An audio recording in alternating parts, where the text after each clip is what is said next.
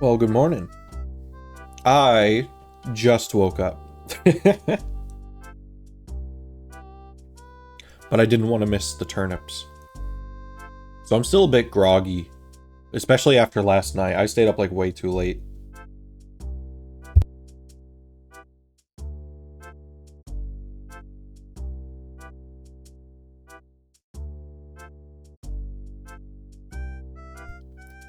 Am I popping in? There I am. Forgot to preload that. That's fine. It's March 15th, 2026. It's past 11 now.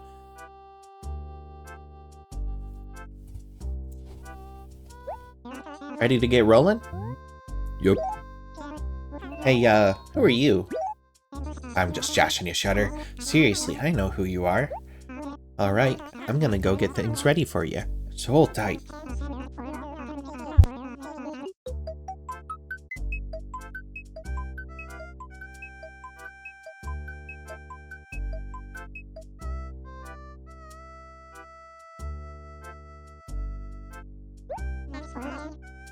Thanks for waiting.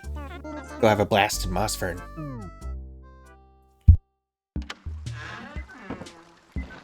Gosh, I feel so gunky still.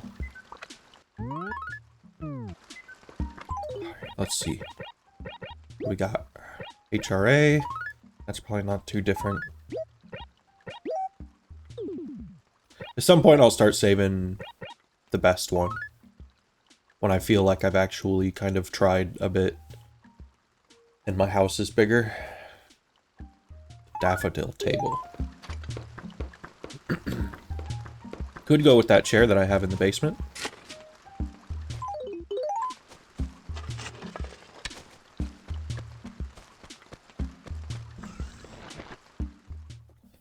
Oh, I need to mark my blue sky real quick.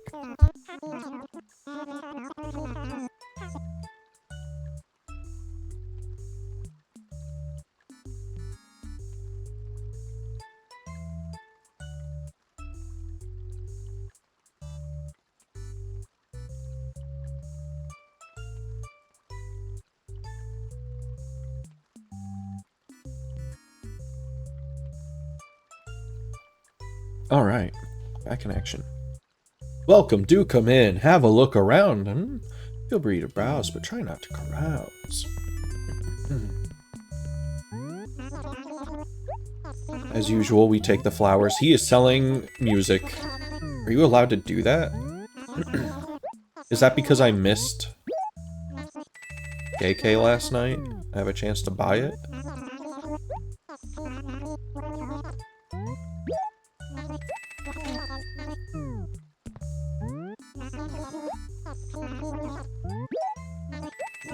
Oh, that table's yellow.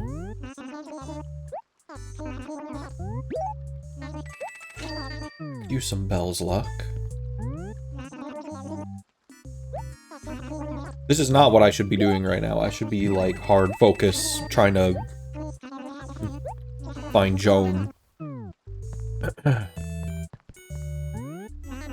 8-mat tatami. No, thank you. Fancy carpet. That's pretty fancy. I like it. I'll take that. KK Techno Pop. Oh, I don't have enough. We'll come back for that.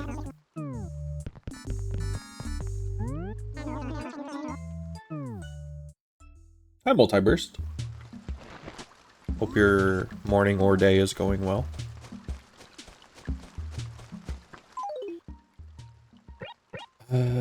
Okay. Not what I should have done. We'll just store as much of this as I can. Making breakfast? That's good. I'm still eating my donuts.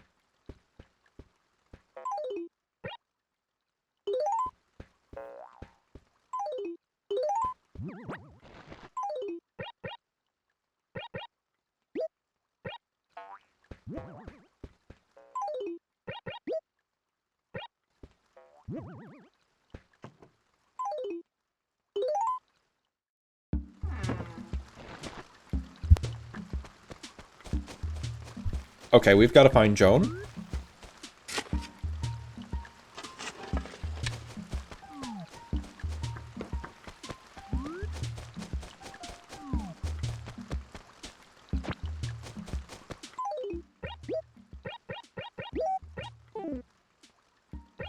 I see. Not really sure how you split up money in this game. Oh, is this a new... Oh, this is where you moved. That's right.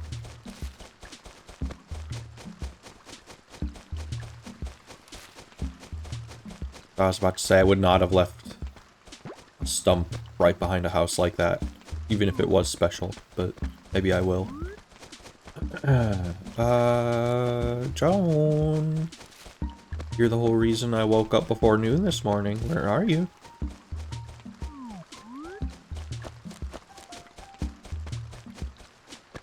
Ooh, bells. I'll leave those on there for now. Well, actually, no. Now that I know where Joan is.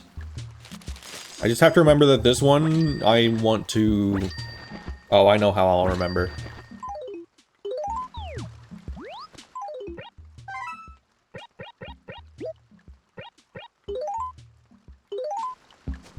Yeah, get rid of that one. Alright, Joan, where'd you go? Oh, did she move because I left her acre? That's her, like, usual behavior. Oh, okay, here she is. Well, hello there, kiddo. It's Sunday morning. I've been selling my turnips for 60 years. Sow Joan, the name you can trust. Do you need me to explain how turnip trading works? I know already. Oh, really? That's good. When you get to be my age, it can get pretty exhausting having to explain so much. Today's asking price is 115 bells per turnip. That's pretty high, Joan. Pretty high. 115 down on the paper. I will buy... Can I take 1,000? Can I afford 1,000? My goodness, a whopping 1,000 turnips! That'll be 1,500 bells. Thank you. I don't think I have more. I have 15K.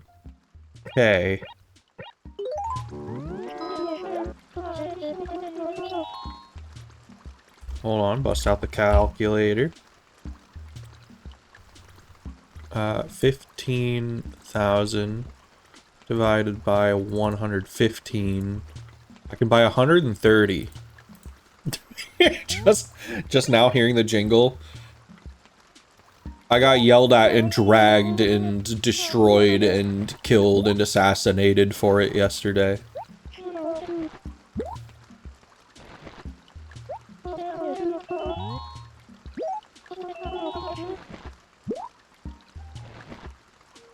Just like the boss.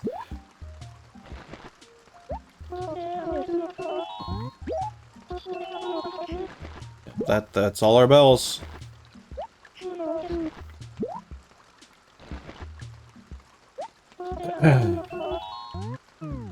Now, if prices start going down, and they go down more on Wednesday, like, if I don't see prices start to go up by Wednesday, I have to sell.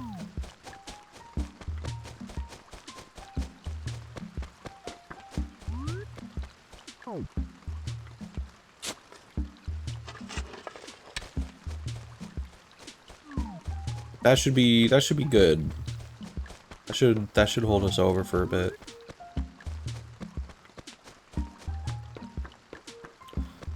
Okay, Nook, maybe we need to find a place for these flowers that isn't here. Especially since I like running to your store so much.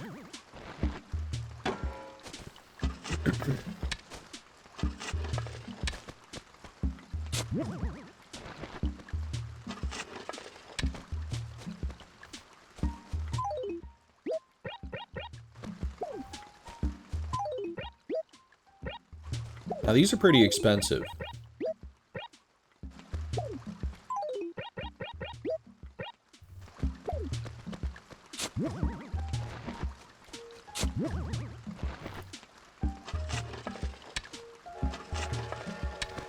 So hopefully they sell well. I do think I'll plant just for just a little bit. Plant that one there. And this one here. That seems pretty good.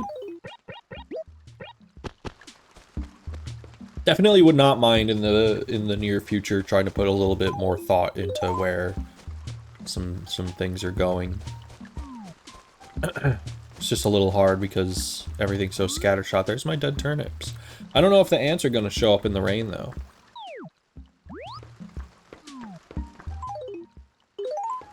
Okay, let's grab our stuff again.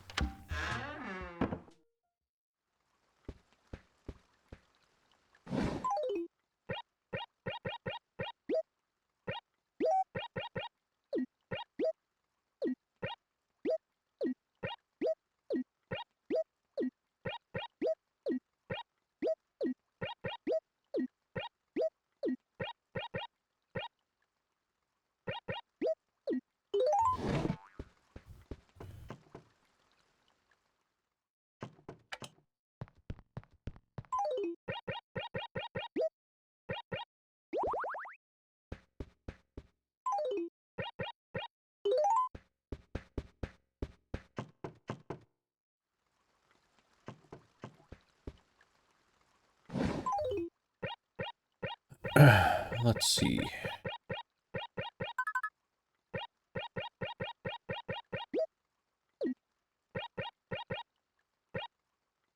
All right. Find a place to drop off all these flowers. Bang. Dang, dang! One of those little shits grew, huh?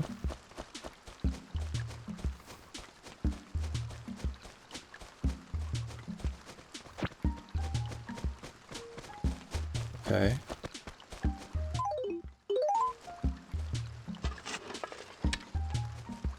I'm gonna put down...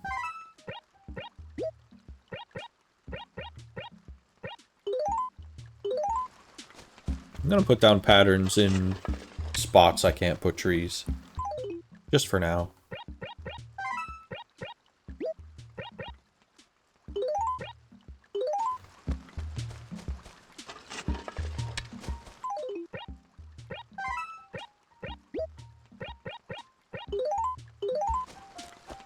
Wow. They all fucking bit it. Holy shit.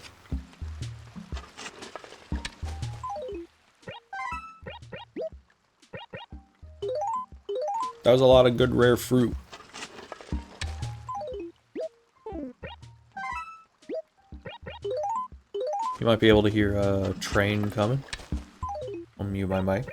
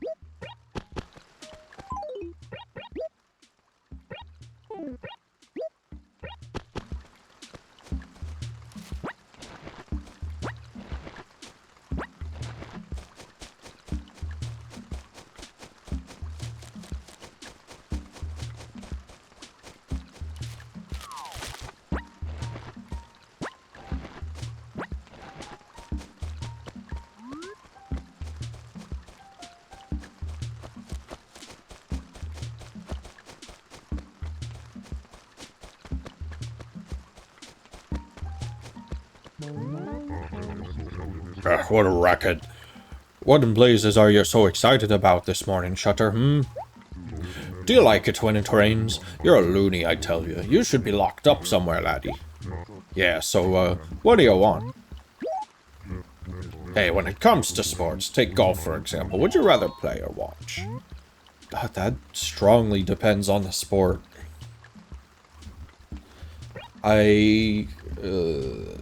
Watching? You know, I think you're right. After all, golf is a lot of work. That's why it will always be a spectator sport, at least for us, laddie.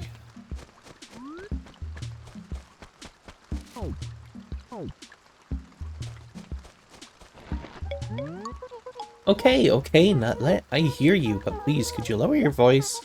I slept rather poorly last night, and I've got a splitting headache as a result. Not to mention the rain. Weather like this makes me furious, Nutlet. By the by, did you need something, Nutlet? What's new? Shudder dear, how are your finances, Nutlet? Perfect. No. Even when things are good, you simply must answer so-so, Nutlet. Is that a thing? You're not allowed to tell people that things are going well? That doesn't project confidence, Blair. I'm confident in my turnip stock.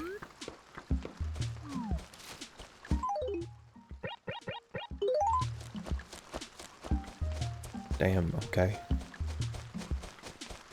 It's a lot of slots.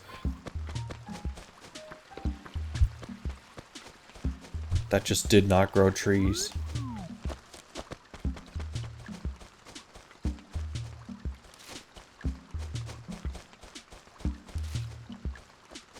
Yeah, Stonking Day. We bought our turnips. We bought a lot of them, and they were expensive this time.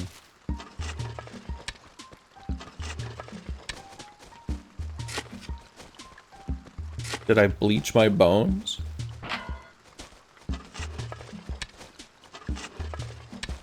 You mean brush my teeth? I'm still eating breakfast.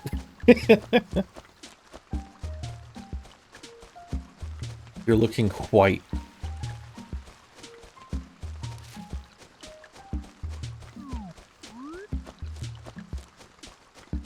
I see.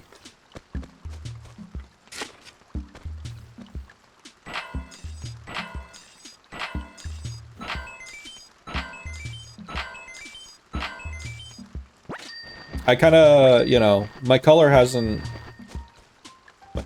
set in yet today. I just woke up.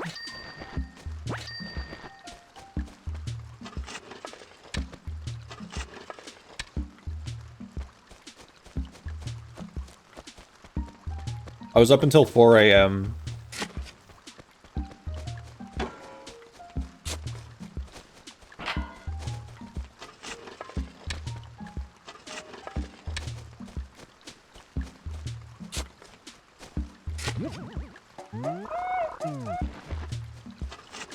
It's honestly kind of a miracle I'm here this morning because my alarm woke me up and then I looked at it and I turned it off and then I almost fell back asleep. Up until 4 a.m. with soda cravings. Well, I actually did have soda yesterday because it was a special day. I got super blitzed, watched the Half-Life VR AI 2 stream, and then played Vintage Story with the pals. And then I watched YouTube for a while.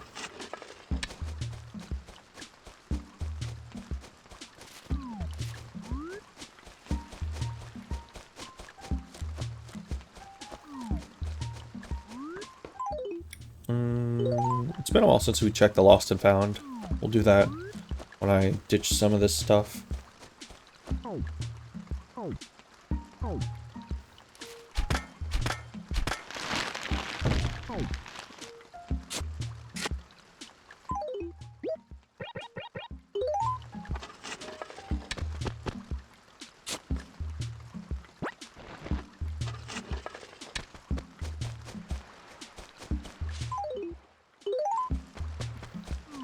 Grab the coconuts. Soonish. Okay.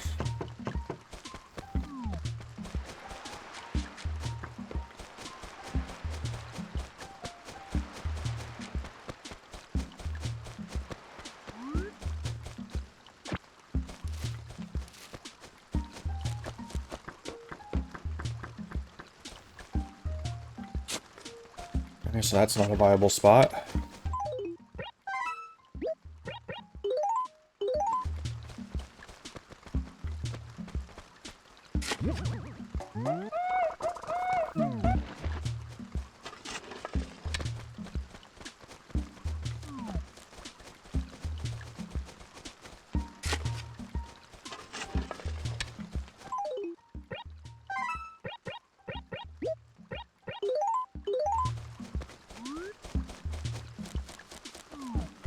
Ooh, apples.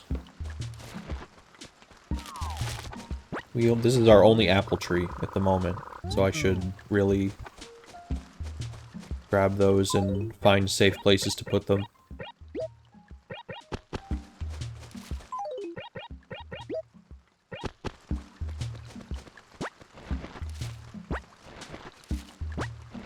Which I think means a bit of tree replacement.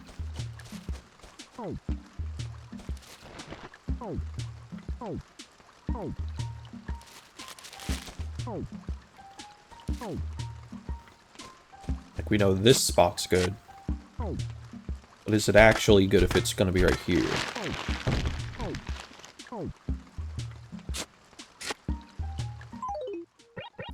Then we kind of just hope that wasn't too important of a tree.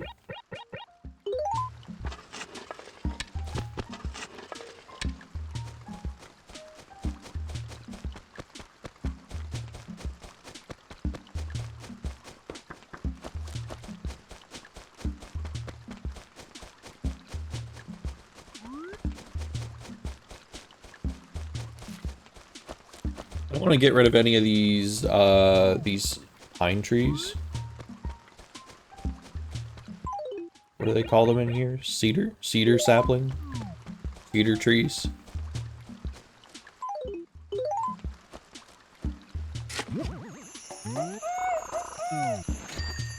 They only apparently grow on the top shelf.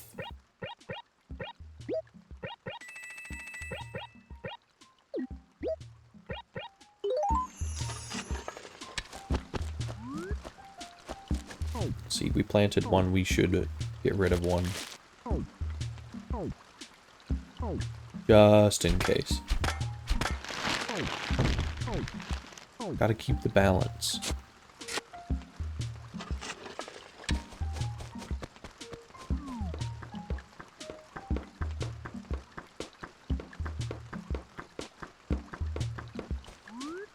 Maybe from now on, also, when I plant a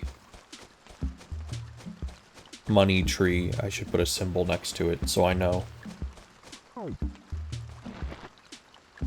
some pears. Keep that in mind.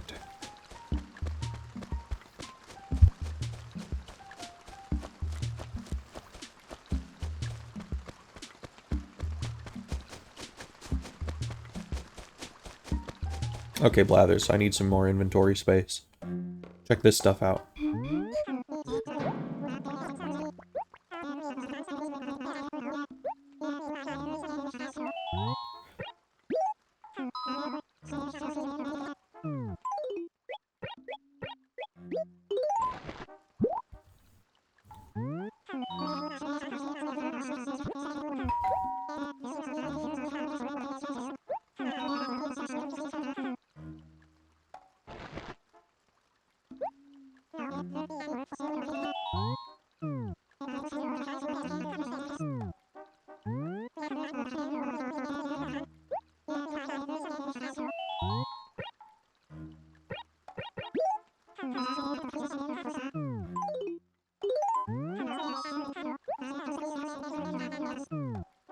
Alright, sell off some of this stuff.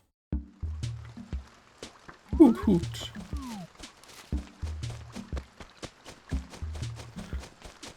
I'm telling you, Animal Crossing, but it's Pokemon. Nintendo still sells $1 Switch million. Nook can be like is there like a Tanuki Pokemon? I don't think there is. Okay, Pokopia is not the same thing. Pokopia is like Dragon Quest Builders fused with like Minecraft or something.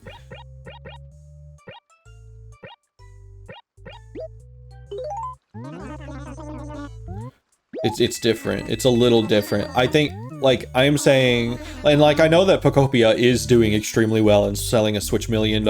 It is like, it's the first Switch 2 game that I've seen where I'm like, I need that.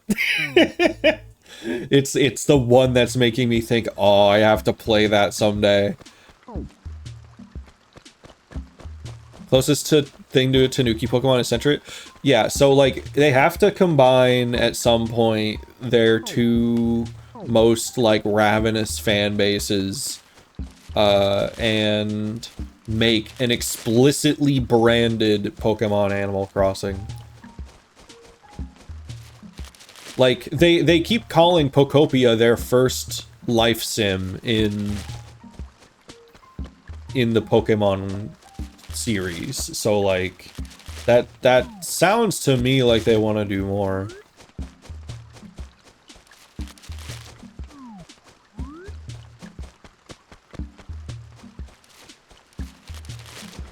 But like they could just make Blathers Hoot Hoot.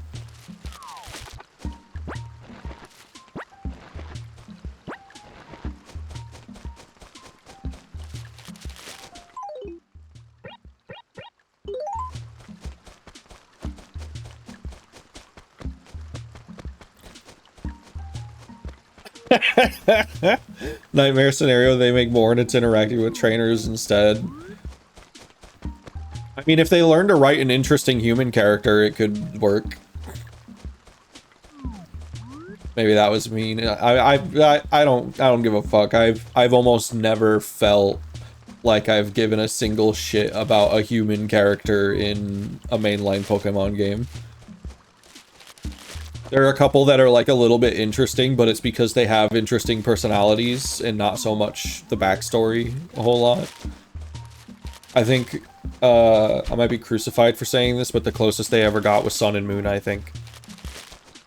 With whatever the fuck is going on with, oh god, what's her name? Is her name Lily?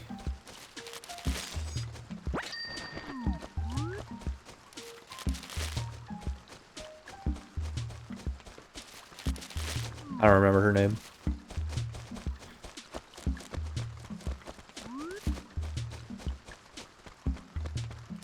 And I think that's part of why Pokopia is like popping off too, is because they made Pokemon characters that you're supposed to care about. The daughter of the yeah. The shit she's got going on with her mom is like actually really, really good.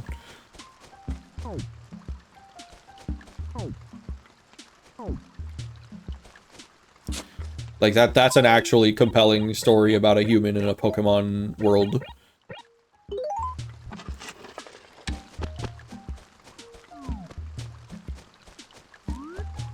But like they like most of their villains are doing that thing where it's like, I want to destroy all the land on Earth. Because when I was a child, they didn't let me play on the playground. Do you think the A, C, and Pokemon teams would get along, though, enough? I don't think they have to, frankly. I don't know the answer to that because I don't know the people, I guess. But I think what would happen is the Animal Crossing team does the game. I don't think the Pokemon devs have to touch it even. Because first of all, they'll be busy making a mainline, probably. But also, Nintendo hands off Pokemon spin-offs to other teams anyway. Like, Jupiter Corporation does the pinballs.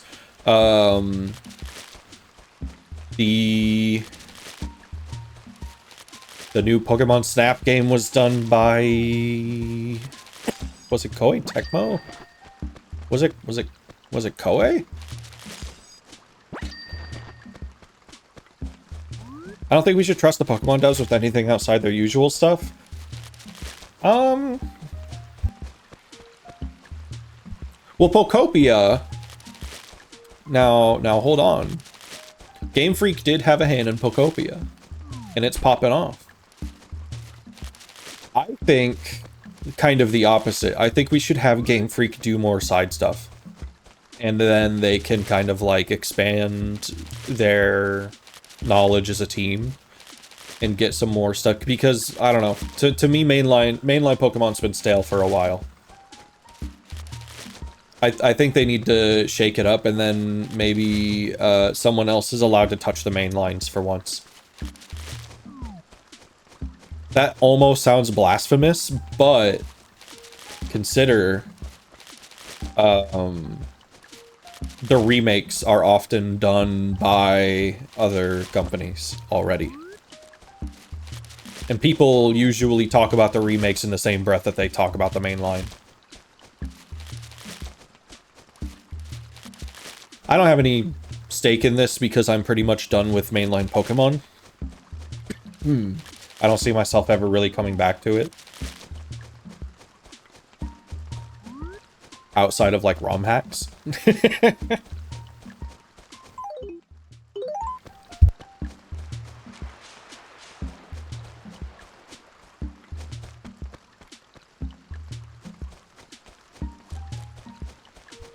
They just don't interest me that much anymore. And I think largely it is partly, I don't know, there's like a lot of reasons. I generally don't care about Pokemon. See, I'm doomed to care about Pokemon forever. It was like so important to me when I was young. And it remained important to me up into college. Even though I wasn't playing a lot of the newer ones as they came out. Like, I didn't have a DS growing up, so at some point I was playing like 3rd generation, and then I had to stop for like a long time, and then I got back in on Sun and Moon.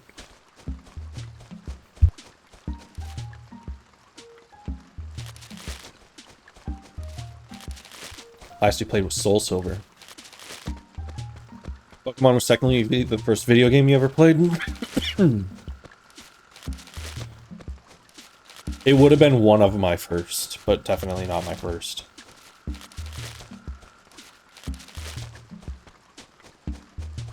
Earliest games I can remember actually playing are like Crash 2, Roller Coaster Tycoon 2. Like, aside from like educational games. I had a decent set of PS1 games that I would have been playing growing up.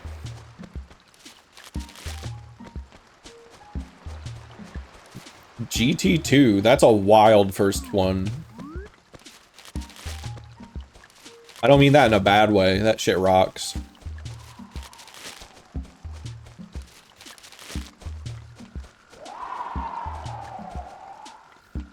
Get in the tree, get in the tree, get in the tree. Thank you.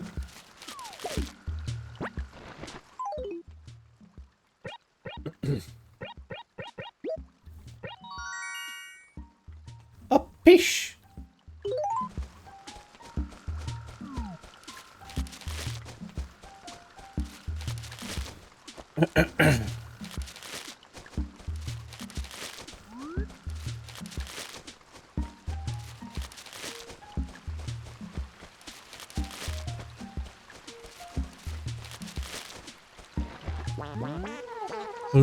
Oh, it's you.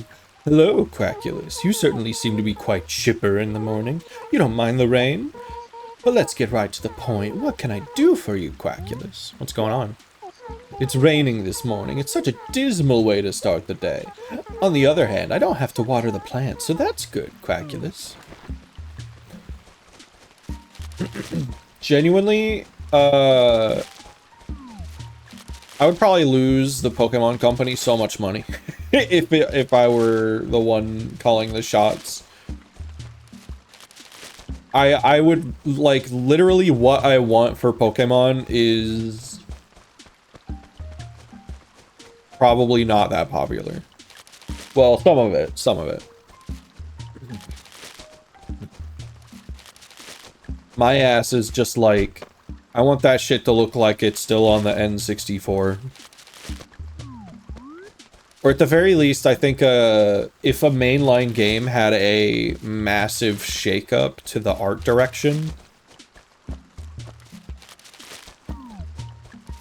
that would be crazy. I would love that, because I look at Pokemon designs.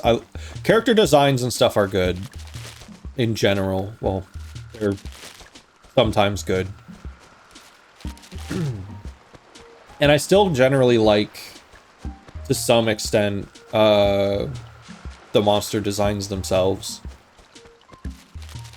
Like, I thought a lot of the monster designs in Sword and Shield were really good. I didn't play it, but I liked some of those designs.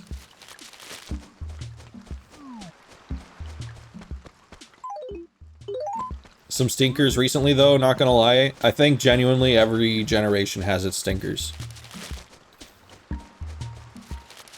Hate the penguin and the flamingo. I think I vaguely remember those. Is the penguin you're talking about the one with the ice cube on its head? Because I'm not gonna lie, I actually kind of like that. And it reminds me of, like, 2000s anime monsters from, like, Box type shows.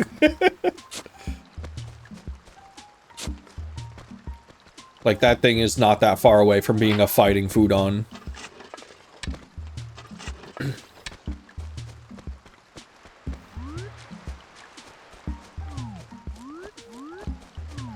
Like, I'm not in love with it, but I think it's okay.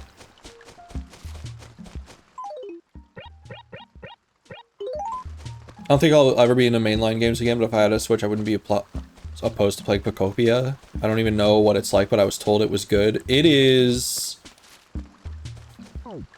the reception to Pokopia by fans is really good, and that's what, you know, really matters. But also, I'm pretty sure from, like, critic scores, it is the single most highly rated Pokemon game, like, of all time. Like, just from, like, critic consensus scores.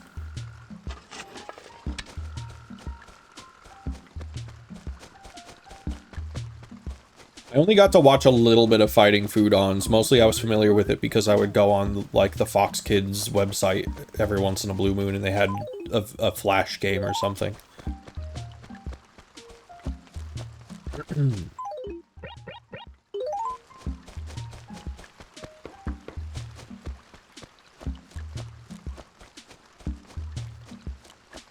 If they got the Mystery Dungeon guys to do another story that goes hard, I'd play it too.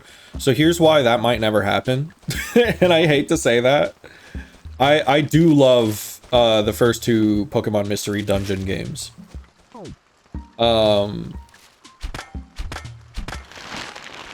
Those first two Pokemon Mystery Dungeon games were developed by a company called Chunsoft. And Chunsoft are known for also being the developers on the Zero Escape series. Or at least, like, the first one. It might be the first two. But at least the first Zero Escape was developed by Chunsoft.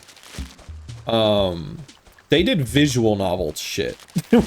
Which is like, yeah, of course they can put a story together. Obviously, I know they have different writers. But, like, you know, they know the ins and outs of a good story. The third Pokemon Mystery Dungeon game, by the time that came out, Chunsoft had gotten merged with Spike, and they became Spike Chunsoft.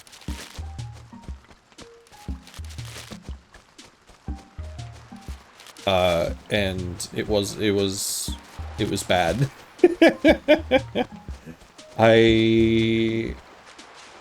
Their batting average has tanked, unfortunately, for what it's worth, in my humble opinion. And now every mystery dungeon treats you like you are a kindergartner.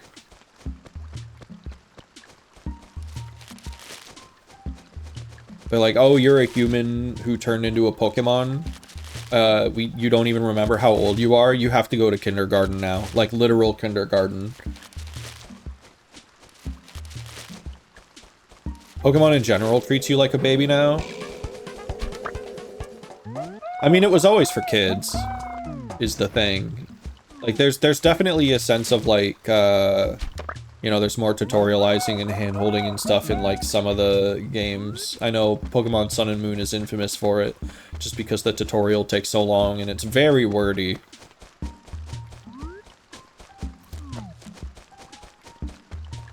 But, like, we do also have to remember, these, you know, they are kids' games.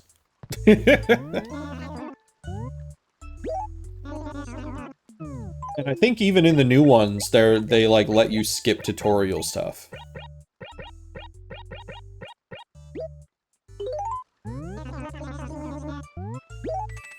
But like the Mystery Dungeon one was very literal. They were like, you are playing as a kindergartner. I'm thinking specifically it's Super Mystery Dungeon. I skipped Gates because I didn't know it existed. But I heard similar things about Gates. But getting treated like a literal kindergartner definitely kind of hampered a big part of like the vibe of Mystery Dungeon. Definitely did not make me feel like much of an adventurer. Had some good characters in it though. I liked Ampharos. I remember that much.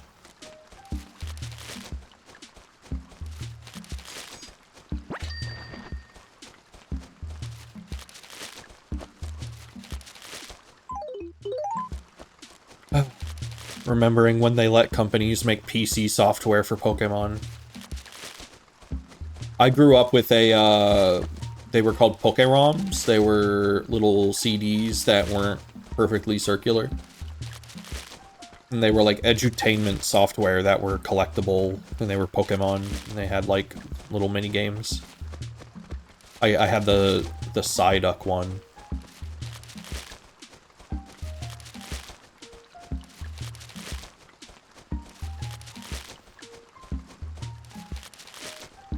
But honestly, I think, yeah, a big part of the problem with mainline is they just don't let them fucking cook. Like, they don't let them cook in the oven long enough. Like, and they don't give the team enough money for the shit they need. And so they come out a little bit half-baked. They need, like, twice the amount of time they get. Apple box.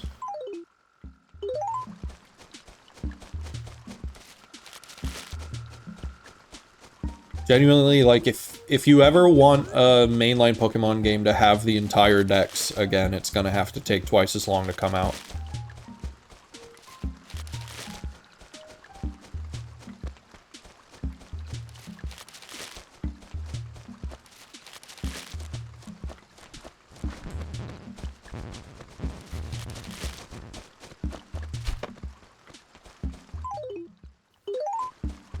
But, like, that's kind of one of my conditions. I'm still a little bit bitter because I almost made myself a full living dex. And then I put it in Pokemon Home. And then they announced that it wasn't gonna, that Pokemon games weren't gonna have the full Pokedex again. So then Pokemon Home became Pokemon Jail. And it's just like, okay.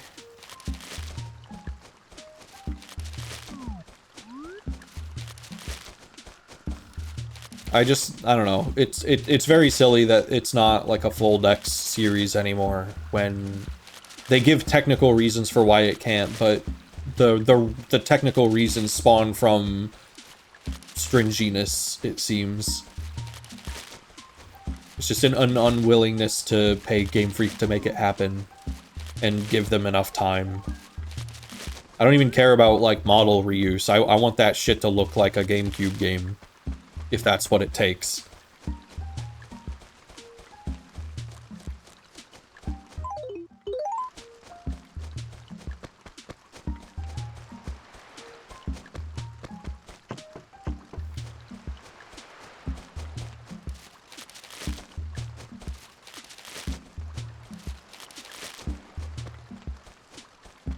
Regardless, I think whoever wrote Mystery Dungeon needs an award. Motherfucker was a genius of child and teenage psychology. Those games are so goddamn good.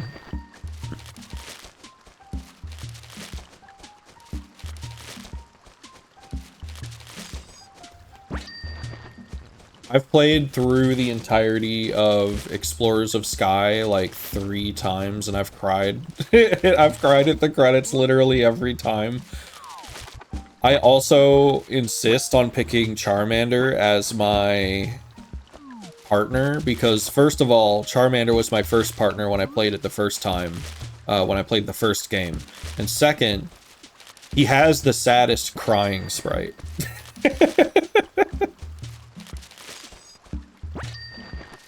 Highland Shark.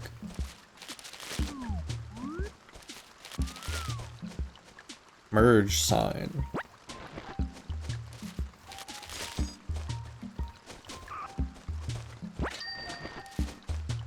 Like, I see that Charmander crying sprite, I'm like, oh, poor baby! I only played the first of those. I love how hard they go. Literally, the second one, Explorers. Explorers of Sky. Top 5 games of all time.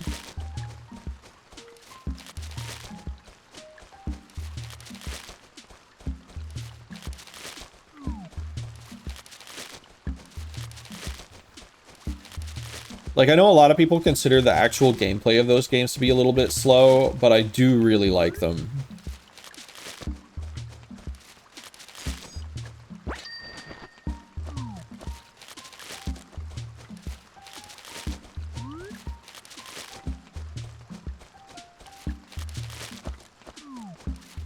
I will say one... I'll say a good thing about Super Mystery Dungeon. Just one.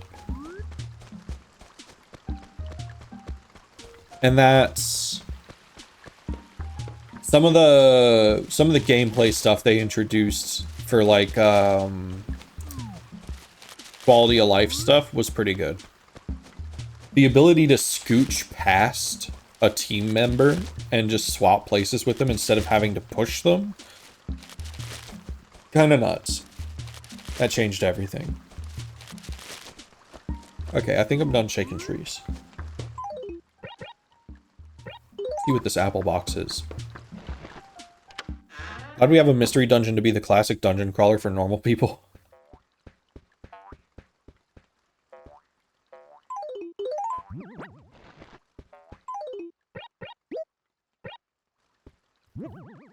Oh. Oh. I don't care about that. I don't like my apple box. See this merge sign.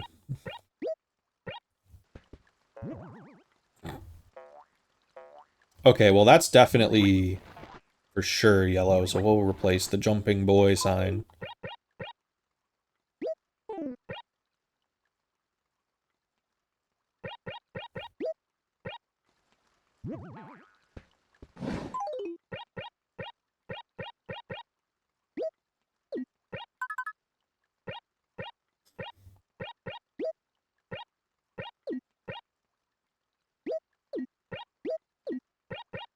Organizing your home to optimize getting no pussy.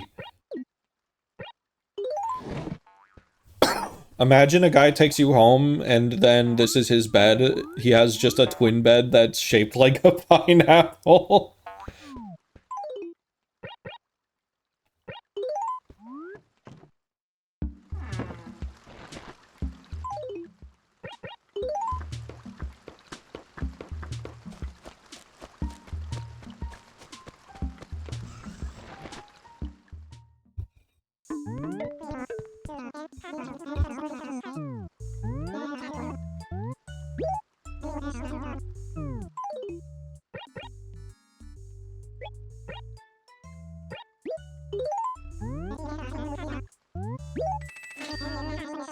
Wasn't there something here I wanted?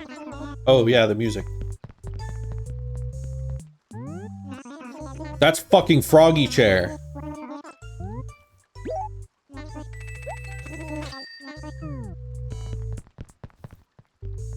That's mine.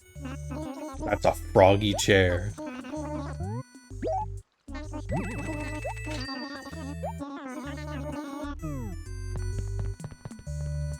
Nick, no? If you pick it up, you'll never have sex again? That is a lie. You can pick up so many people with froggy chair.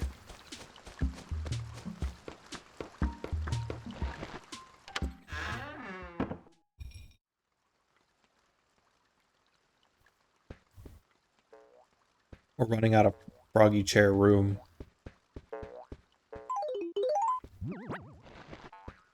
Oh my god. Running out of froggy chair space.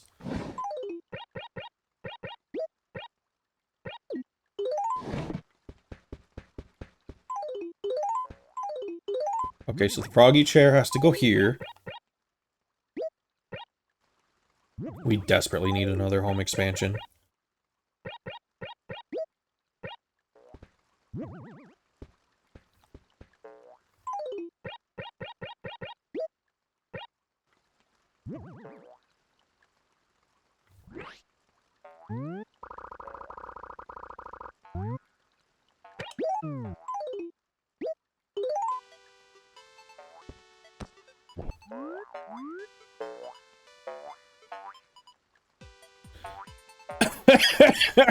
Need it facing the bed. Oh, that's what this is for, unfortunately.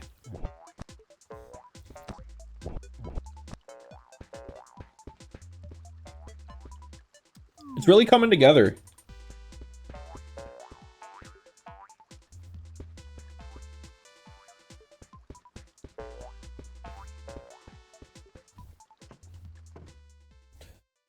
I forget what kind of furniture is supposed to go up north. Because I know there is one in this.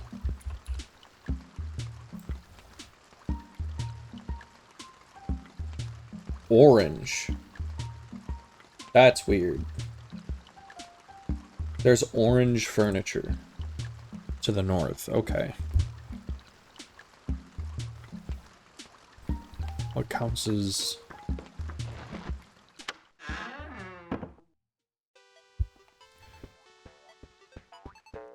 Well, maybe this is orange. It's yellow to me, but...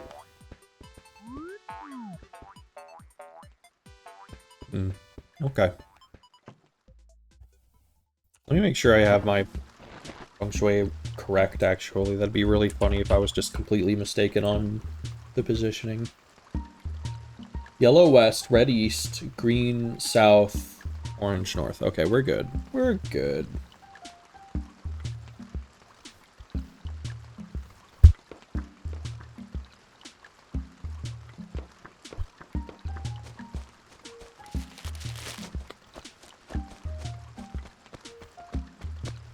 Okay, so I have a lot of tree stuff and some flower stuff. So before I go around and start talking to everyone, or probably while I do it, I suppose, find out where I should be planning stuff. Hey, what's up? Morning. You're all about rising early, aren't you, dude? It doesn't matter to you that it's pouring, dude. Anywho, you probably want something, don't you? So what is it, dude? Alright, Shutter. Let's arm wrestle, me and you. Oh god, not this. How much money do I have on me?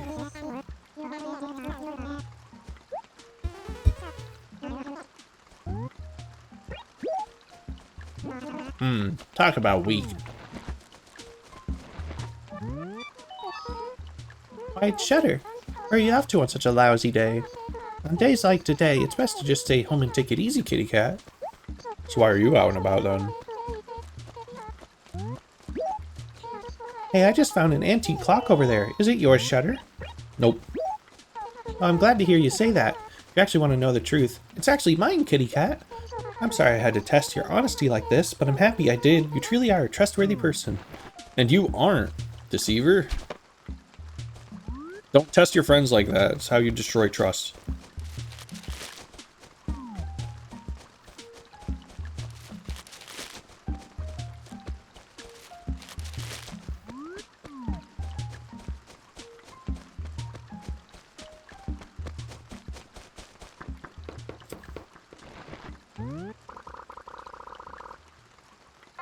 Hey bro, did you drop your golden axe at my place? D2. What's up, Snake? Hey, afternoon there. This rain doesn't bother me in the slightest. How about yourself, Bunyip? Yeah, shrug it off like the water off a duck's back. That's an awesome saying, Bunyip. Hey, so what can I do for you, Shutter? Hey, Shutter, have you ever been to visit our local island? Yeah. You have? Wow, that's so cool. So, have you seen it? I mean, it's huge. Haven't seen anything as big in years. What? The fish shadow was huge. I'm serious, and it wasn't the so-called whale, Bunyip. I could have caught it. No fish can beat me. But I just finished working on my biceps. Reeling in that one would have shredded my arms. Why don't you go look for it, Bunyip?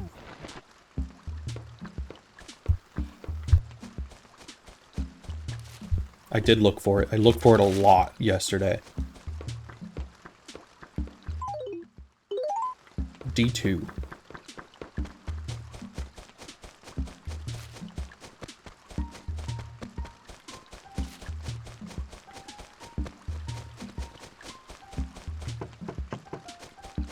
Be you? Yeah, 26,000 bells. I can't be like... I can't be risking it. This animal told me the other day that the ground hardens after a rainstorm. Isn't that just a huge lie? It's like, open your eyes. Hello? The ground is totally soggy and gross. It's not hard at all. So what's going on, Nutcell? I love March weather. Don't you, Nutcell? No. I don't.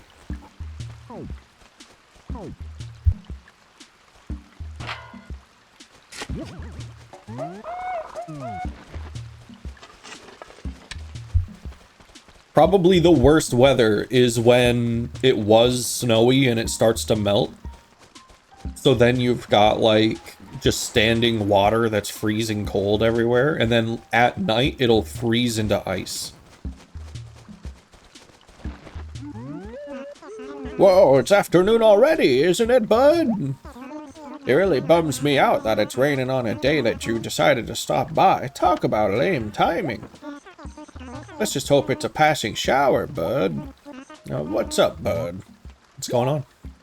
By the way, Shutter, have you, oh man, how am I gonna put this? Have you gotten fatter? Yeah. Uh-huh, I thought so. Man, I know how it is. You just gotta watch your snack intake a little better. Especially at this time of day. Eating snacks now is like a first-class one-way ticket to porkdom. Me? I hide my weight with my clothes, so I can eat whatever, whenever, bud. Ka-ching! So true.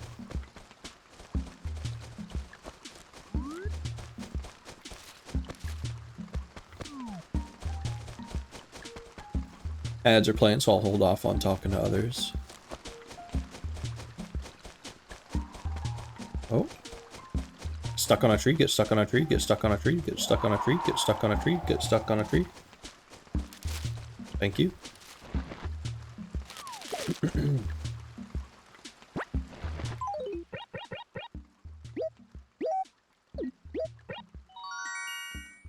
Starman.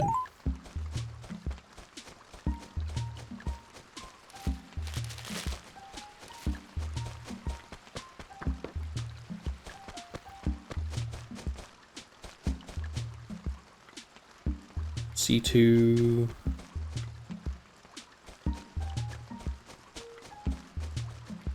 Still here, huh?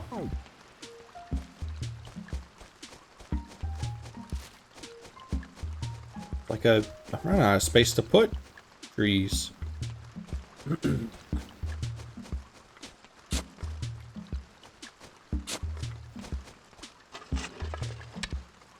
That would be awful.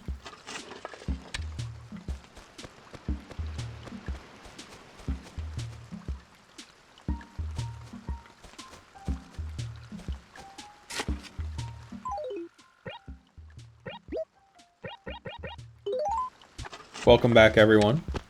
The only thing you missed is that I have a Starman now.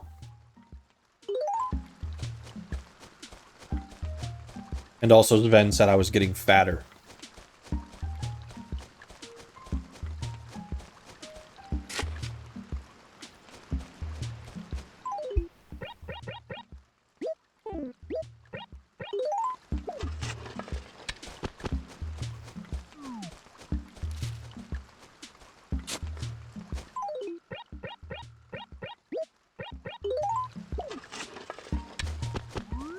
Alright, is this also D2 over here? No. Alright, well, I planted a few. We'll see if those grow.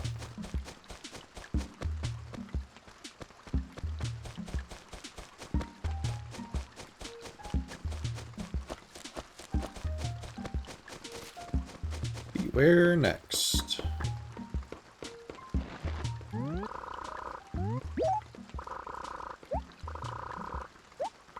A4.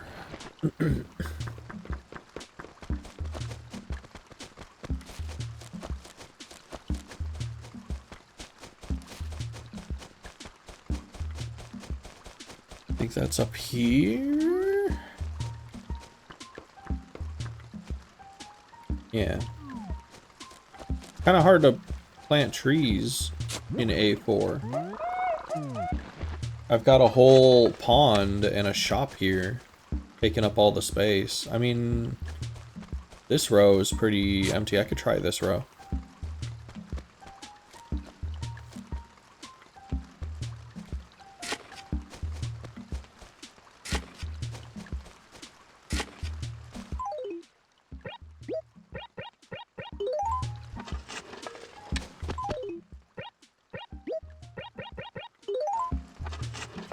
Worth a shot.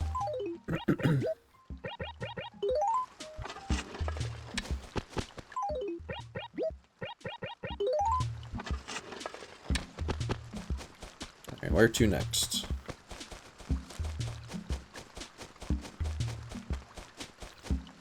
Try to keep an eye on that lake too. I'm starting to suspect maybe that's not what the game considers a lake. But like, why else would it be there?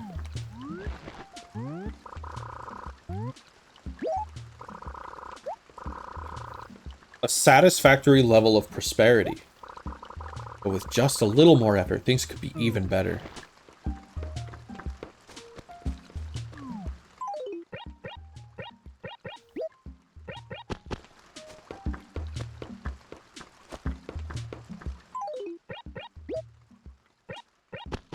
That's assuming the trees I planted even grow.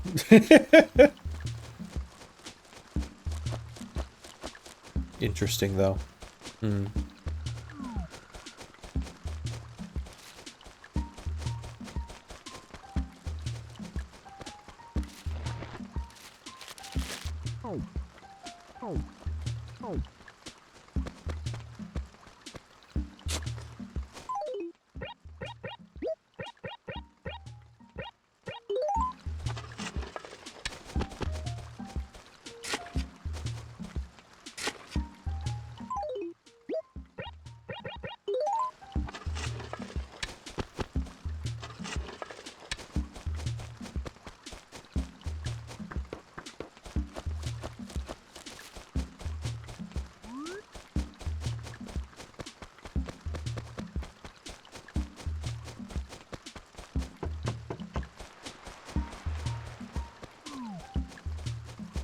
Are there any here that I know for a fact are just normal trees? These two, right?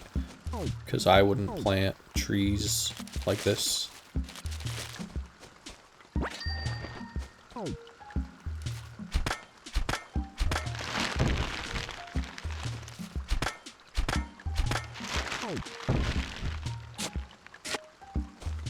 So we know for a fact that trees can grow right here, so we'll put this peach here. Cover that up. And then the slightly less important pear can be planted here.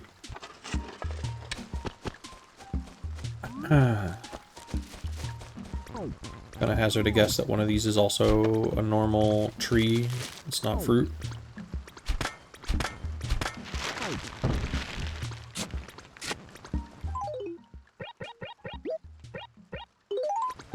There we go. All pissing each other off.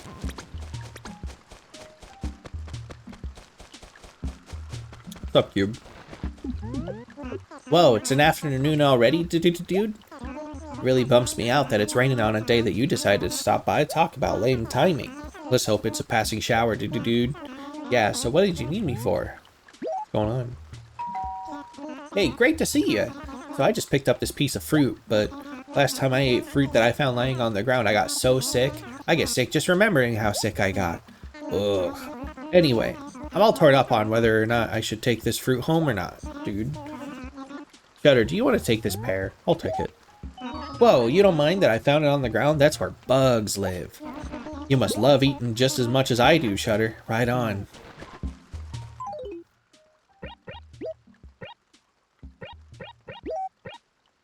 Yeah, I'll eat that ground pear. You just see me like slowly turn green.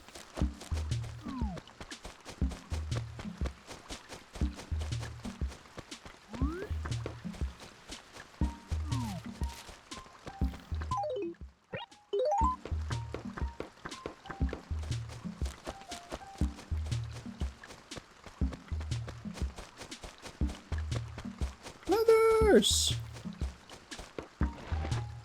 Oh, I'm feeling the effects.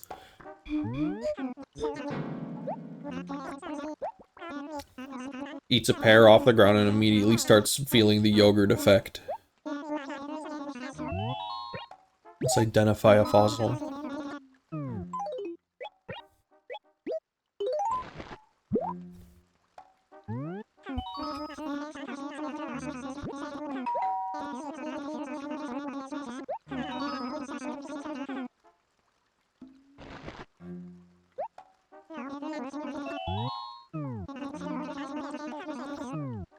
Do you want either of these?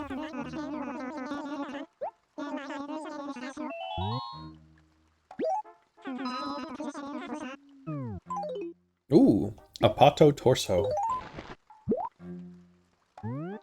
Who I say an apato torso? At long last, Apatosaurus is complete. Tremendous, striking, massive in every sense of the word. Who I say, who to you who? What a truly glorious find. My cup runneth over. Now let me see here. Where shall I begin? Apatosaurus. He lived in the late Jurassic period and was a member of the diplodocid family of long-necked sauropods.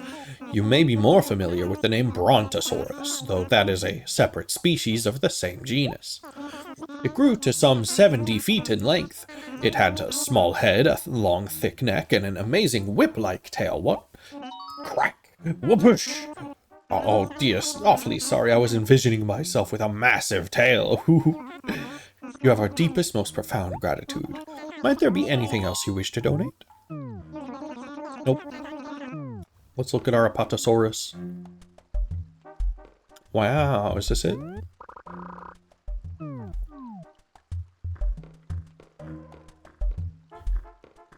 Looks like we've already found all these little ones. We have this full one, this full one, this full one. This is done, this is done. We are literally missing 2. We're missing a T-Rex head and tail. That's it.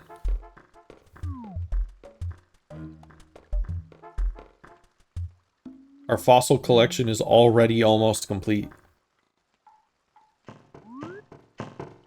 We're not out of the first month yet.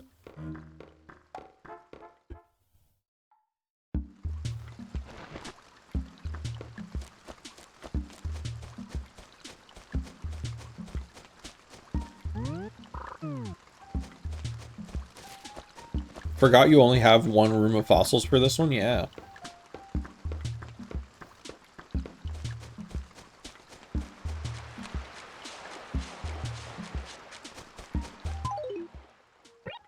Sell those, sell this. Take a look at that in the house.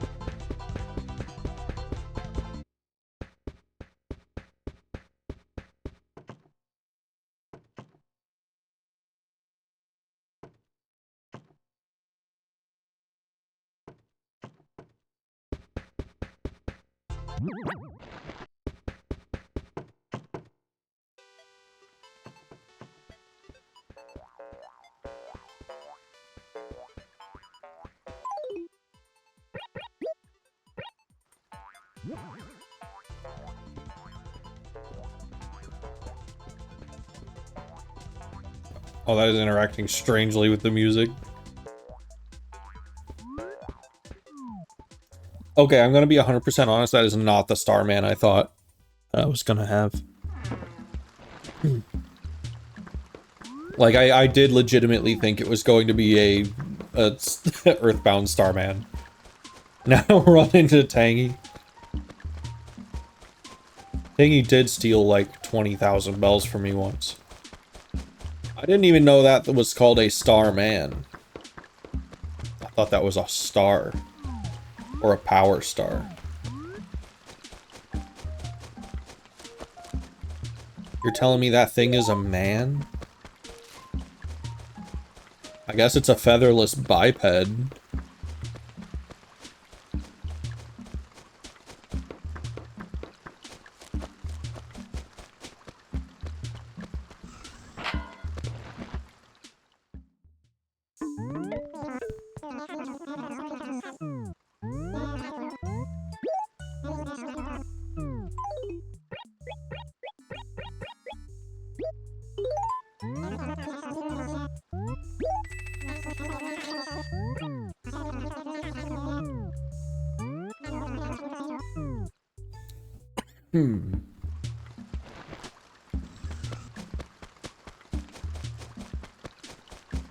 Okay.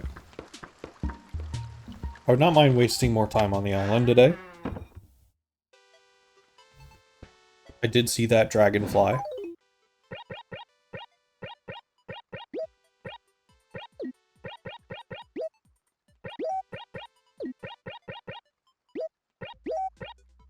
On top of that, would not mind catching that fish. But I'm not gonna, probably not gonna spend as much time as yesterday. Because I am still pretty sleepy. I need to wake up a little bit more. Probably do some autism activities related to spreadsheets and lists. And then at some point later today, there will be a stream for Skyrim VR. Though I'm a little tempted to, like... Actually a little tempted to say maybe not. Not just because I'm tired, but, like, the cough. It's, like, really bad. I'm trying to spare y'all from it as much as I can by muting the mic, but I will not be able to mute the mic in VR.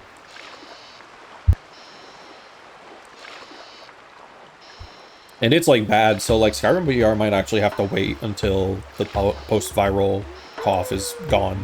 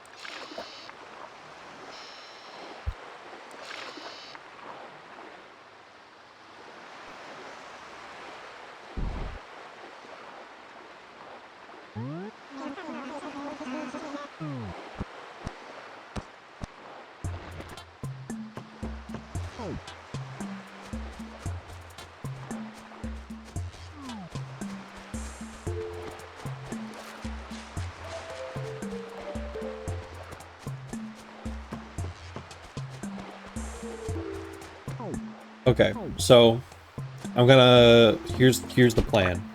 I keep my net out just in case I see that not firefly, the dragonfly that goes really fast.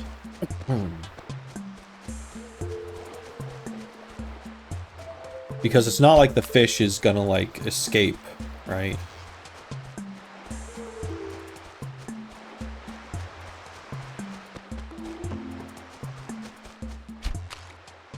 Oh, that's a bad spawn location for a butterfly way over there.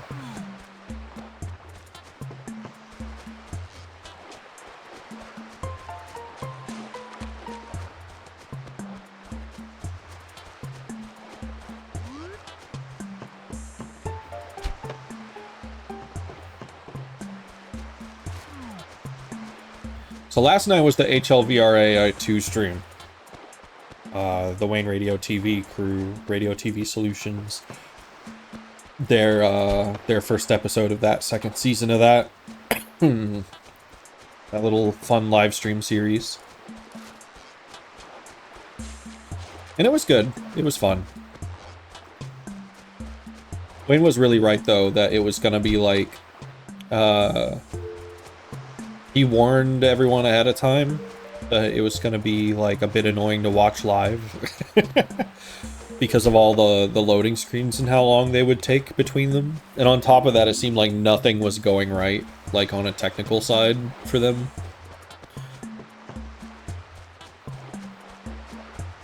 But like, it was fun. I don't know if I feel super compelled to watch too many more live ones.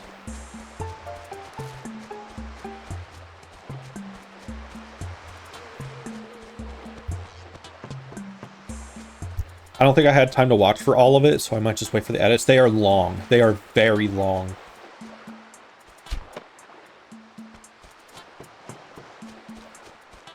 Like, especially now, it seems. And it's a little sad because it seems like they don't get a whole lot of usable footage from it. Compared to, like, the amount of time that it takes for them to, like, make it. I had a good time, partially because I was with friends, partially because I was high. I think if neither of those were true, I probably wouldn't... I don't know, maybe I wouldn't have had as good of a time.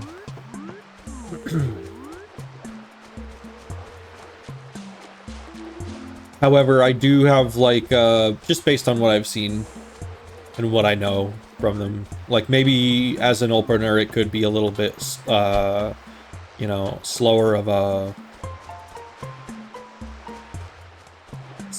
first episode. Oh, there it is, there it is, there it is, there it is. No! No! But I have full confidence that, like, their editors are going to do some magic and it's going to turn into a wonderful, wonderful little series. Not to disparage everything that's going on the technical side and in the performance side. It's all great. I do wonder if the loading screens give time to workshop and review, though. They do. That's I think they basically said as much, that some of the loading screens are a little bit fake. And that it gives them time to set things up on, like, you know, behind the curtain, between scenes.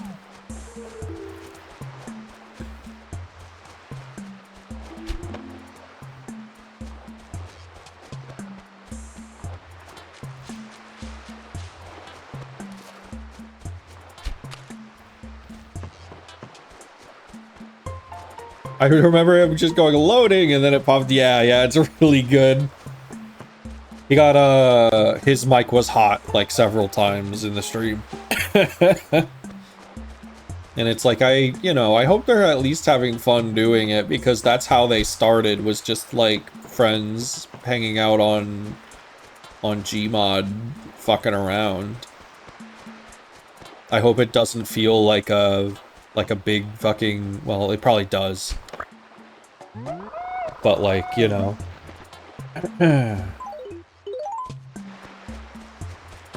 Hope they're at least having fun with it, because it does seem extremely stressful.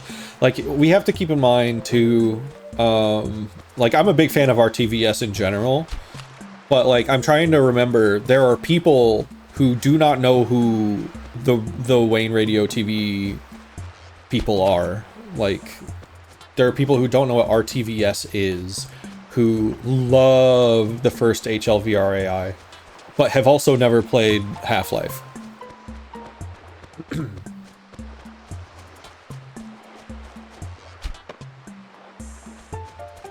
And like, the amount of people that were in that stream was crazy. I have to imagine that that is probably one of the most stressful streams for Wayne he has ever done. Like, the pressure was crazy. Like, I looked at the viewer count at some point and it was like 20,000. Or, yeah. Hope Henry never shows up. I think he will. I think he will. But I do like... And like, if he doesn't, then fine. But like, I do like, me and my friends agreed on this. We did like that they're going with a new main cast, or at least for now. When Father Grigori showed up, and he was voiced by Holly, I pointed out a little bit later into it, that it's like, Father Grigori will never meet Dr. Coomer.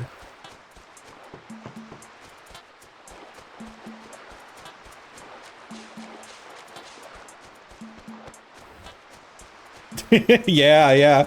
So either those two simply never show up next to each other, or Father Grigori is fucking dead.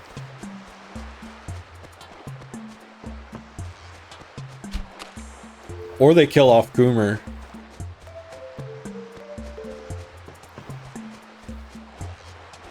Yeah, or Coomer's dead.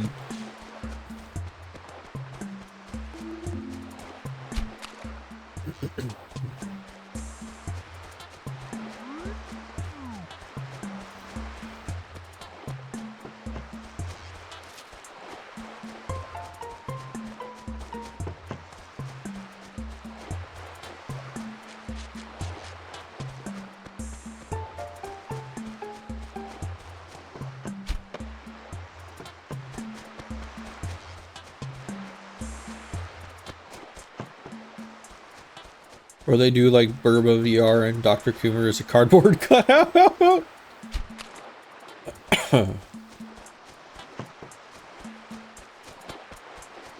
I'll be honest, I was ready for like a 10-minute fake out where they were in Breaking Bad VR.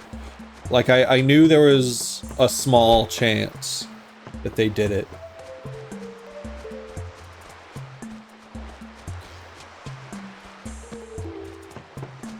And then Wayne looks to the right and it's like Bubby or something, and he's like, wake up! And there's just like a flash of light.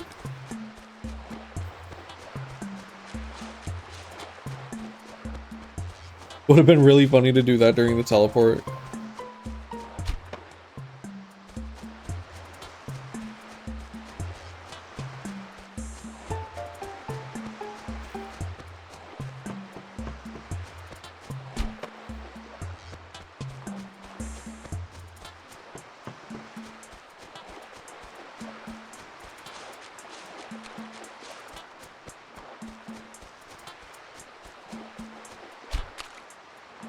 I feel like if they did that, they would have planned for it and had Gordon in the background of that for a sec, but people would have noticed. Yeah.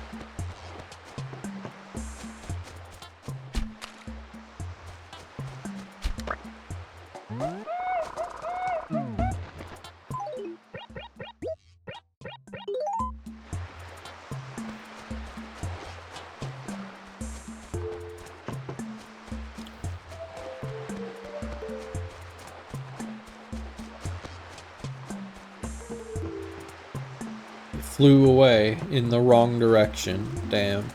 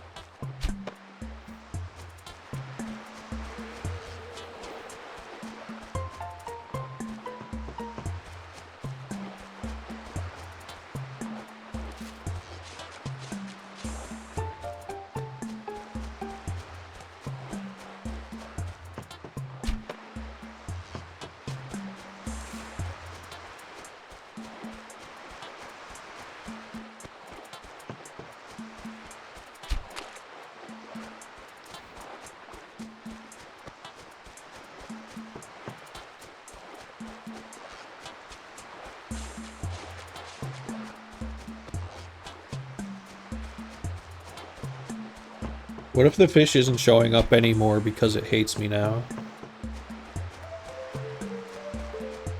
I'm literally on Mad at Me Island, and the fish is just like, Well, no, he'd be here if it was Mad at Me Island. So then maybe this is Glad at Me Island.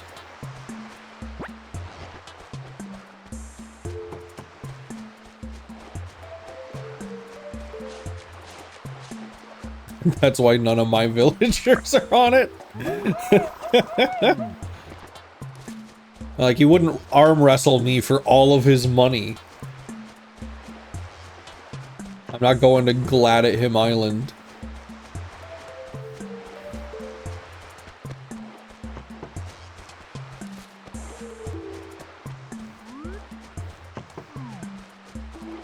I will say, maybe.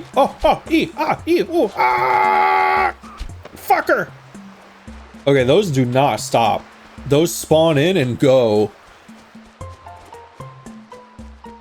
Damn. Do gyroids require a sunny day after a rainy day to spawn? Because I certainly did not dig up any gyroids today. But it's also still raining. Seems like maybe the ground needs to dry up a bit first.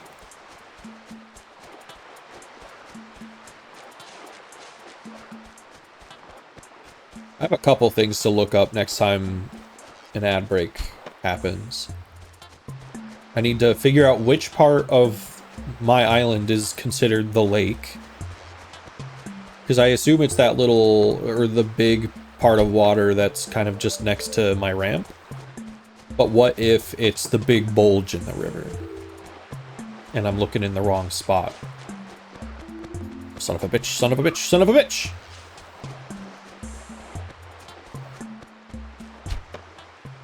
Whatever, I didn't need it anyway. I also don't want to, like, break any of the really nice flowers by running for that thing. But I will. I'll do it if I have to.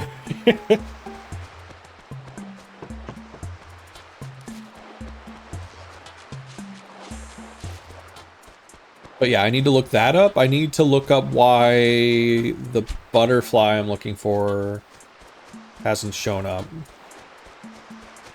here specifically.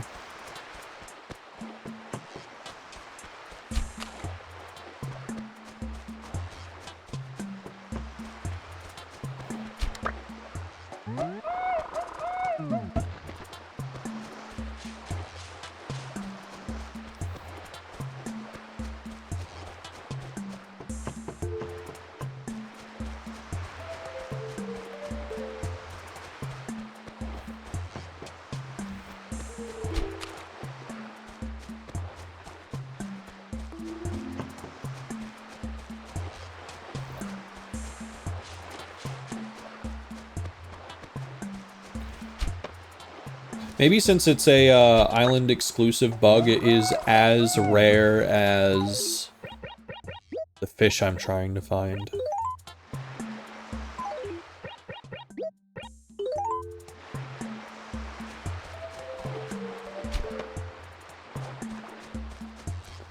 A swordfish.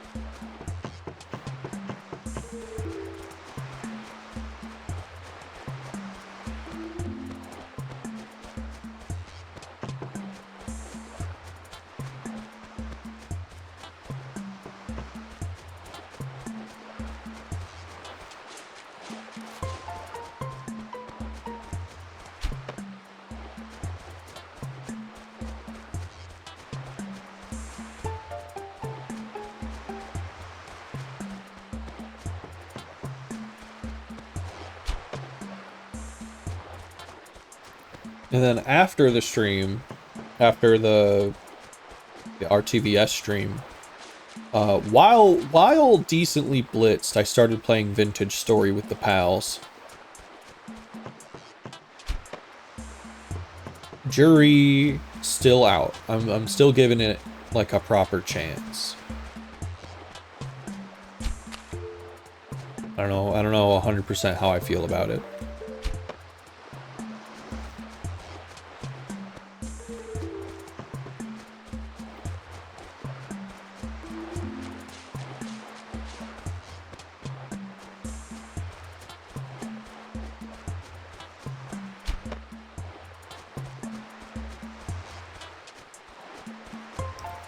It's very focused, like compared to Minecraft and other games like it. It's very focused on survival systems and kind of like a more,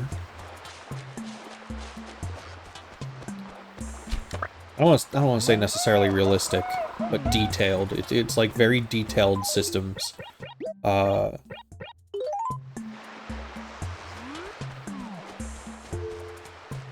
They really make you work to make progress in that game.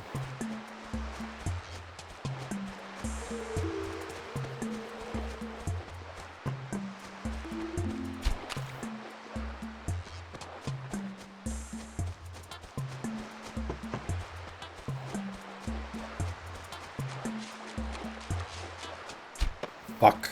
Well, there it goes. You really get like a second to react to that. That's crazy. I'm sure we'll get one. One will spawn in and it will happen to be like coming right to us.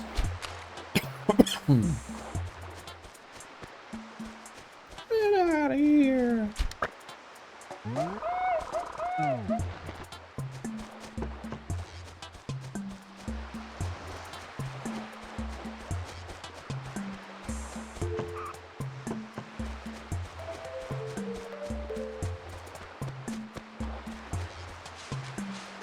So it's been a few days now of trying out the, there it is. Told you. Yes, I caught a banded dragonfly. Look at those stripes. Hey, that's a new catch. Alright, so the trip to the island is not a total bust if I don't find the fish. It was still worth it.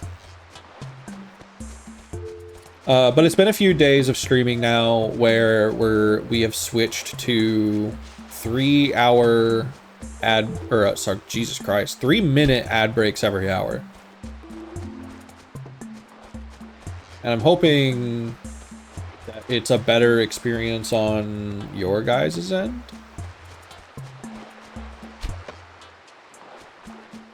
Not having to like hop in and immediately just see ads and then like 5 seconds later an ad plays. Just because you happen to like come in on the wrong time. And it's like, it sucks if you come in and it happens to be during the ad break. I want to make it as like painless for y'all as possible.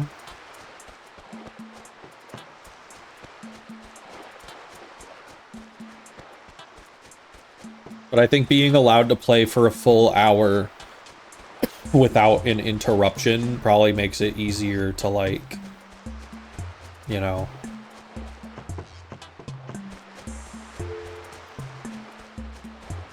a little easier to focus, and it's a lot less interruptive probably.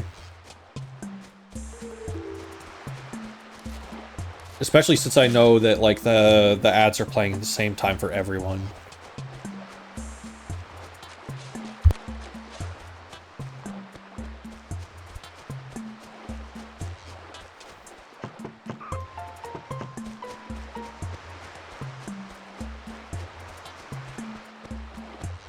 I just wish it was like YouTube where I was allowed to blacklist certain advertisers. That'd be good.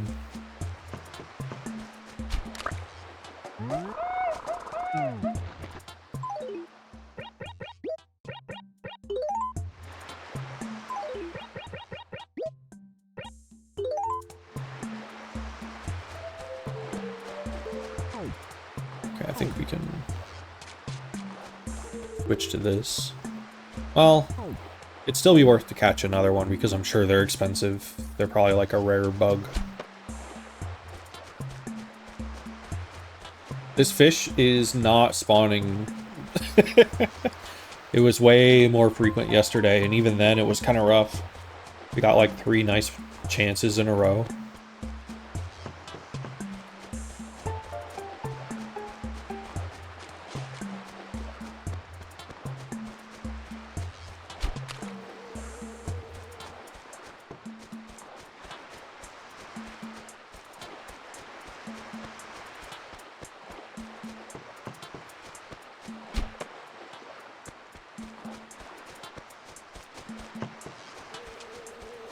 I mean, you know, I think I've said this several times, but if it were up to me, you would face no ads. I would simply rely on not that. Because the ads don't really do much for me, personally.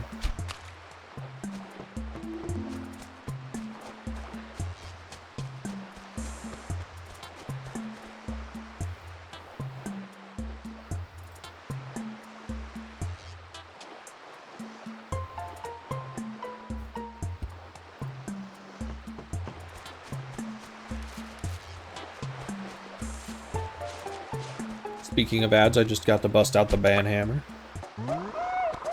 Love that.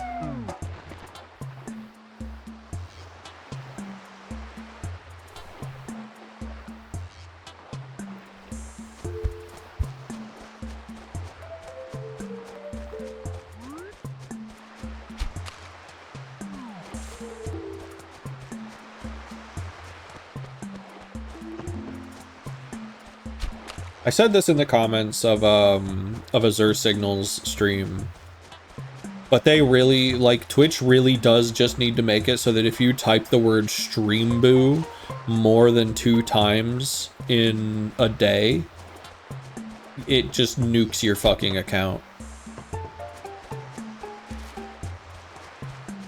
Like, if you put the letter stream boo into the text box, it does not even wait for you to press enter, it just kills you on the spot. I keep getting baby food ads, so I think Twitch thinks I'm a mom. Maybe Twitch thinks you're a baby.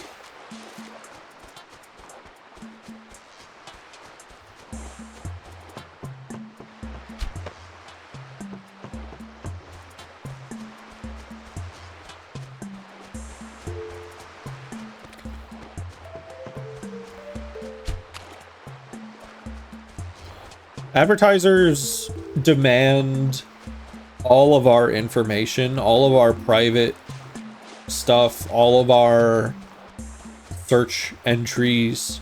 They have it all. And then they advertise us baby food. They have all of that information and they still can't actually do the targeted advertising correctly.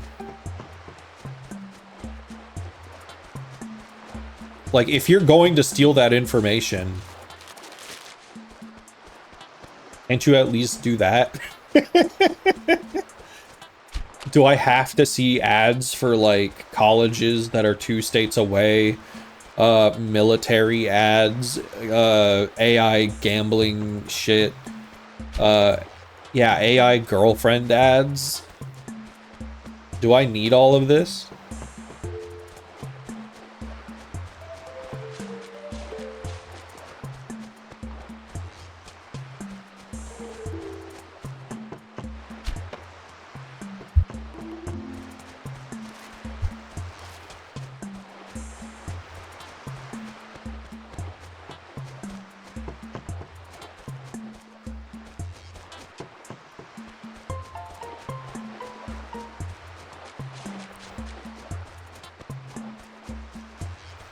Today I got an AI girlfriend ad that showed me the girl from Ben 10, bro. Jesus Christ.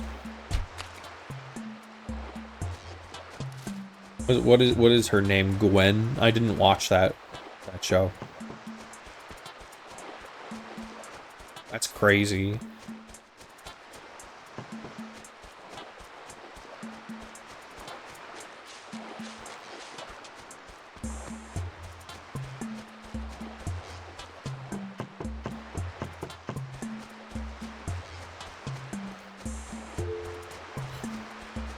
Can't wait for this shit to bring down the entire world economy with it.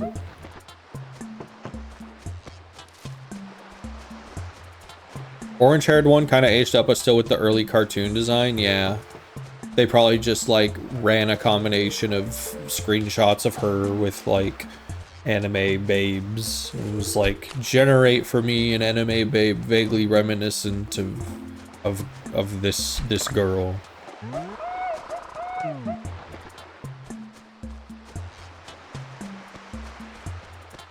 Please use upsetting and off-kilter tweening animation.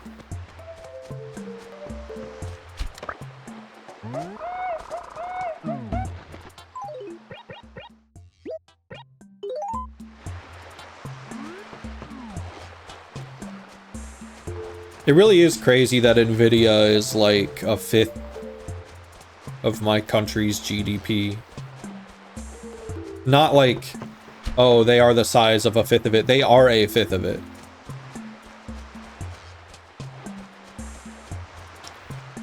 I love a girl that slowly ungulates.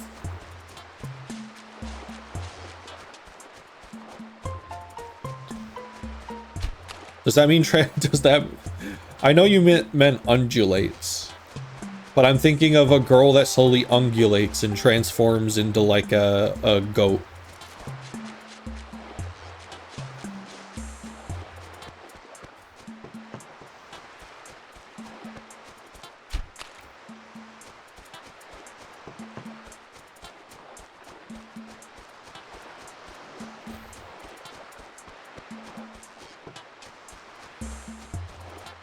Wow, this fish is not showing up.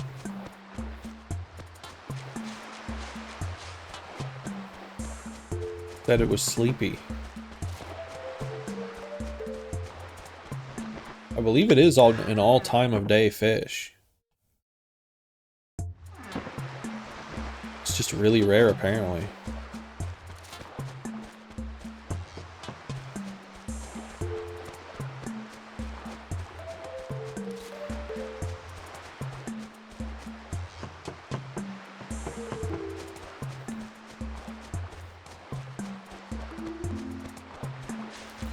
But yeah, so when Nvidia goes down, when this shit turns out to not be anything that they can actually make money off of, that's gonna be awesome. The price of everything is going to be crazy, but at least people won't be able to like freely generate trash anymore. They'll have to make it in Photoshop by hand again.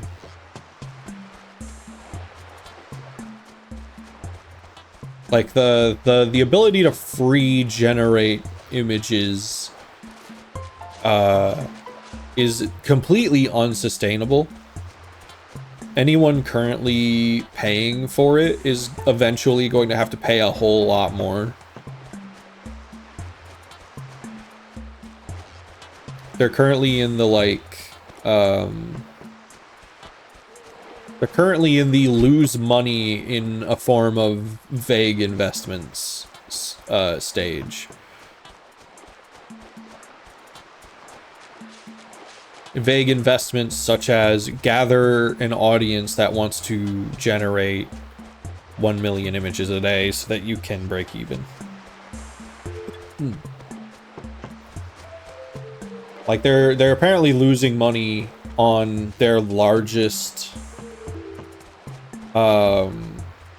subscription tiers because the people who want the largest subscription tiers want to generate disgusting amounts of images and videos, etc., etc. And so they have to limit their credits kind of artificially in order to like stop their wealthiest clients from generating so much that they go bankrupt immediately. It's kind of crazy. There's a very good video by Kappa Kaiju, actually series of videos on kind of how all this works. Like I think one of them is like, is AI a bubble? It's a very good video. The TLDR on that is, it sure is bubble-shaped.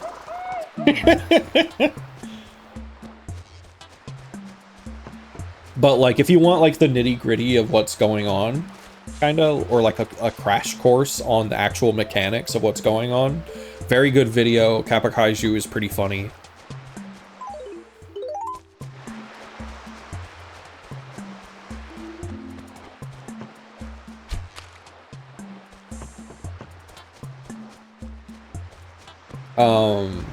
But like, was it GPU processors? I think GPU processors. Important computer part. The two main manufacturers of it are all sold out for the entirety of the year because these AI companies keep buying stock that it has not been created yet. So if you need a computer this year, you're boned, basically. You're gonna have to spend a lot to get it.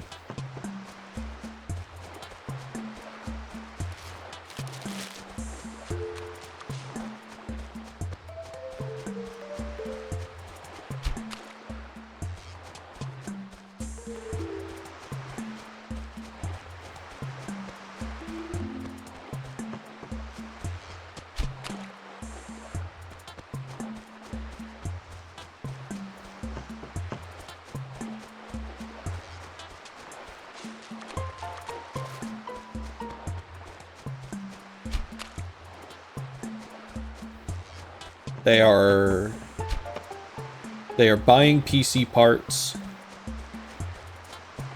that don't exist yet to fill warehouses and data centers for a demand that does not exist, that shareholders hope will someday exist, that is pretty much equivalent to every person on Earth wanting to make 10,000 images a day.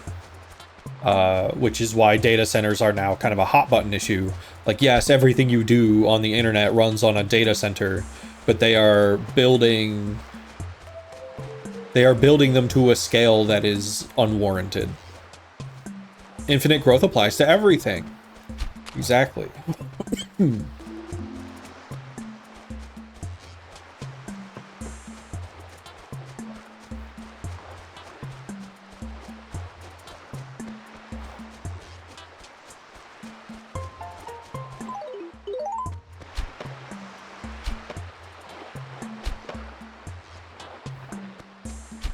Man, the like the prices of shit's already bad enough. Genuinely, I think that's what it's gonna take though to get people to stay home during the elections. These next elections for presidency, like the most realistic path to victory is to just get people who would otherwise vote for Trump to just stay home. And the only way that really happens is if they feel completely disillusioned. And I think that's going to happen because I saw a bag of chips, like Doritos, not Doritos, it was like Lay's, whatever. It was just all of the bags of chips were $6. And there was a sign on the $6 bag of chips that said new low price. And it's like, bro, you're not fooling anyone. That's not a new low price. You can't gaslight me.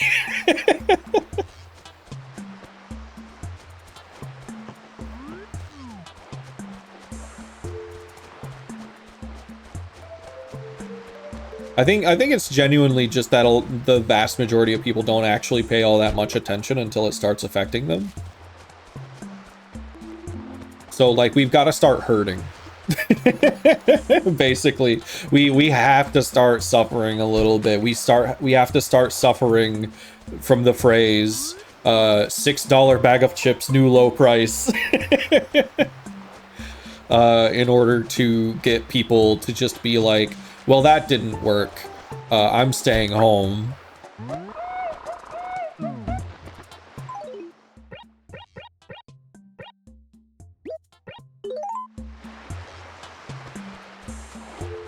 All right, ads are starting in about... See, here's the thing. I get a notification that's like, ad starts in 50 seconds is what it says right now. That message will go away in 50 seconds, and then the ads won't actually start for another 30 seconds. But ads are starting soon. I'll head into the house. We'll chill out for about 3 minutes while I look up some information. I've got to check the lake. I've got to check what flowers I need to get the butterfly I want to spawn here.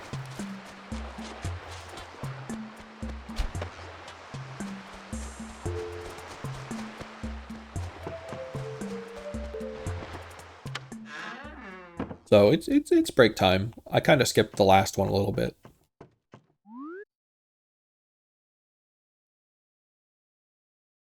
But yeah, see y'all in a little bit.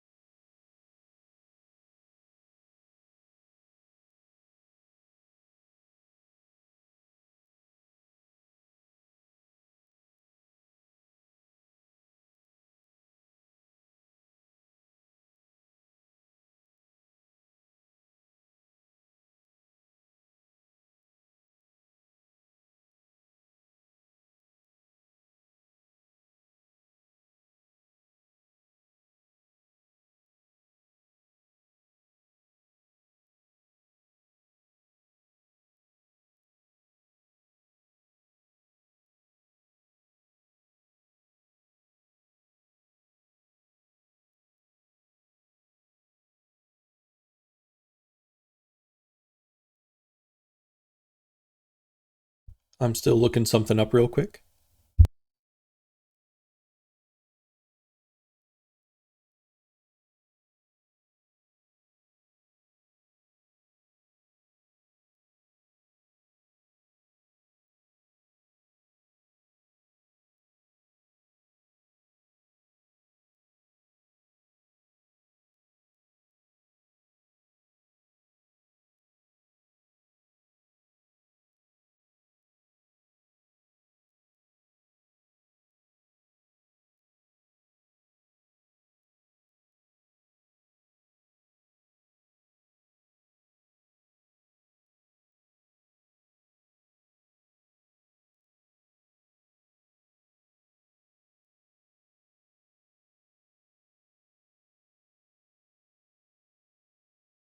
I see. I see. I'm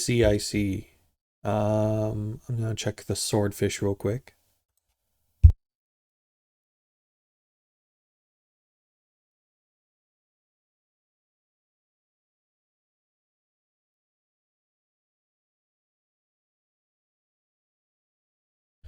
Okay.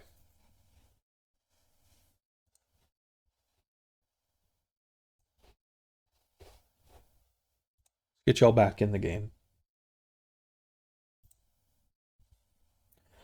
So,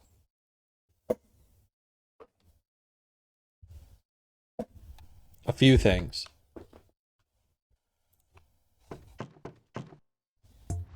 The butterfly I am looking for will not spawn on this island until I have planted a tree that is not a palm tree.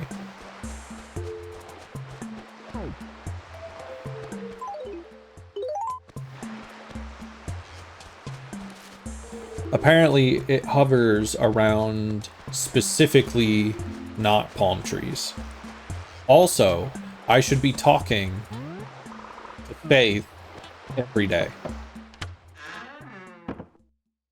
Faith will request furniture from me and sometimes give me gifts. I'm as happy as a flower in springtime. Aloha. I was just thinking that I wanted to see you. Hee hee. How peachy.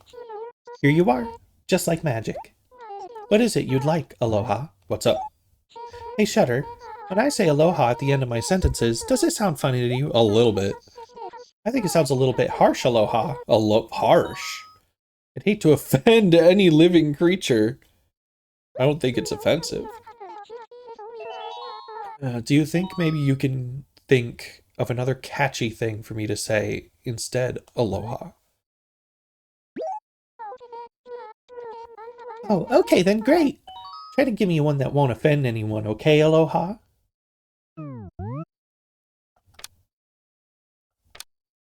Don't make her say nutmogged or something.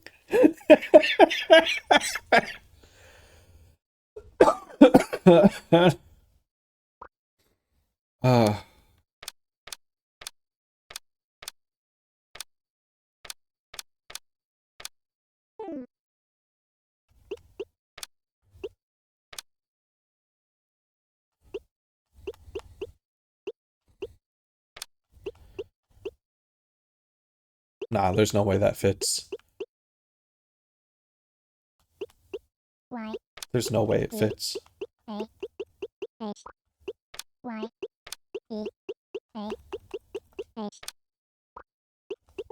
Yeah, I was about to say. I would make a villager just say, yeah, Beebus too, constantly.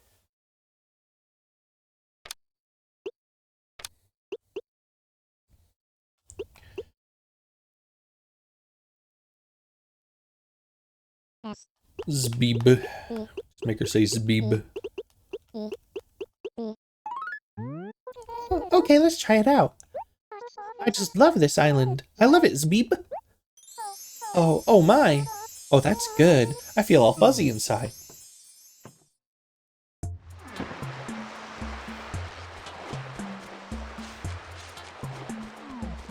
Okay, now how about that fish? So also I looked up which body of water my lake is.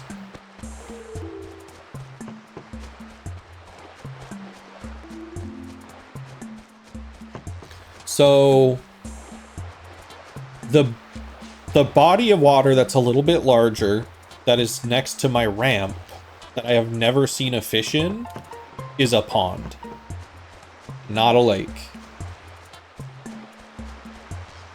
And I haven't seen fish in it ever because there are currently no pond fish. The lake is the big bulge in the river that has the lily pads in it. And it can have lake and river fish.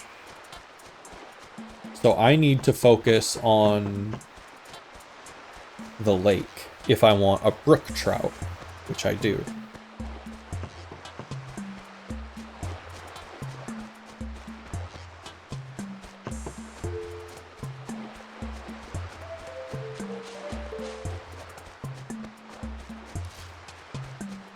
There's a really good video about the history of like NES emulators, I believe it is. And not necessarily the history of them, but like comparing them all for accuracy and specific instances that like emulators sort of have a hard time finding. And so there's like this scorecard you can kind of run on an emulator. Like the scorecard itself is a ROM that makes checks to see if the emulator can handle it. And the person who made the video, who I currently forget their name, unfortunately. They haven't made many videos, but they made an emulator that passes more checks than any other NES emulator, I believe. But one of the emulators they tested, because they tested like a lot of them. I think they got as many emulators as they could get their hands on. They tested the Animal Crossing GameCube emulator, or like the N64 one or whatever, because the game has an emulator for NES games in it so that you can play NES games on the NES, right? You can like get the NES cartridges as items in this game and like play them. But if I remember correctly, it's kind of funny because the emulator would be very bad in general for running anything other than the games that are included. Like, which makes sense, right? They made an emulator that only needs to run those, so why waste your time making it accurate for anything else? And it's probably not even, like, necessarily accurate, but, you know, it runs them. But it makes me wonder if people have, like, tried to put a better one in it. So that you can play, like, more NES games. Thinking about the friend I had in junior high that argued the virtual console should be free because Animal Crossing had the NES games for free. And like, bro, you had to pay for Animal Crossing? No, let him cook.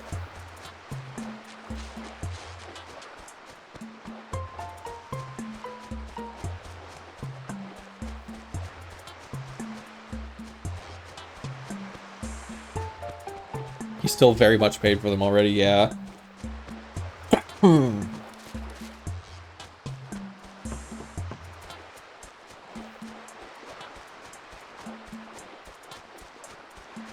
Look, there it is, there it is, there it is, there it is, there it is, there it is. Time to beef it.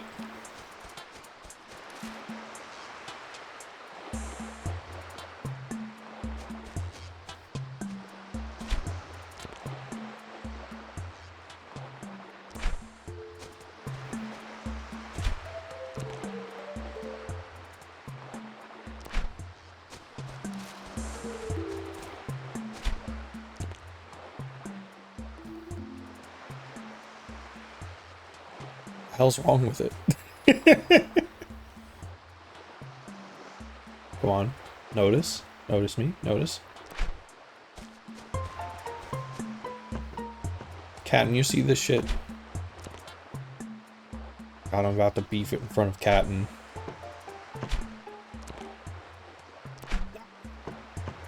I noticed it twitch and I was like, what? I would be allowed to close my eyes if that worked in this fucking emulated game.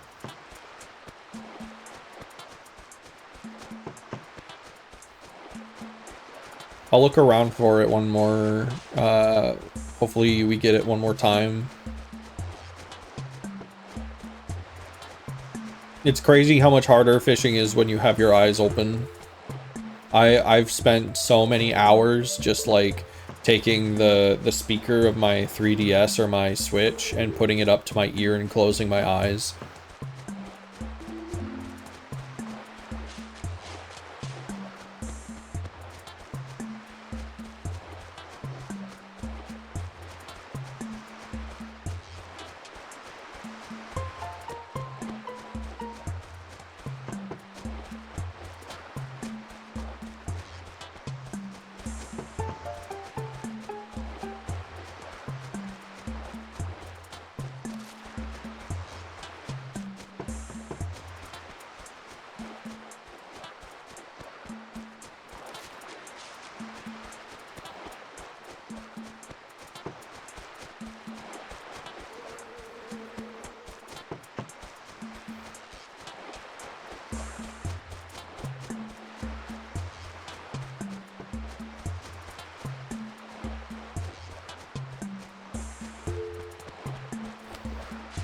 I said I wasn't going to spend as much time on the island, but frankly, I think I'm locking in pausing Skyrim VR until I'm not coughing all over the place.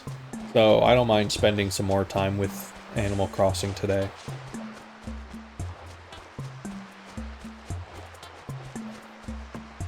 I do have a game I could follow this up with. I just don't know if I have the energy for a new game.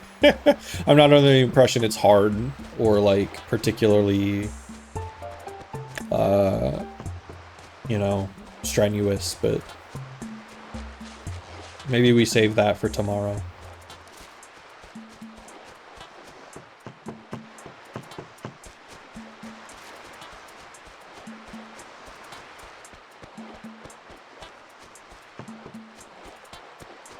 I should be more well-rested, at the very least. Maybe I'll take a nap today as well. But, I don't know. I kind of want to get stuff done today.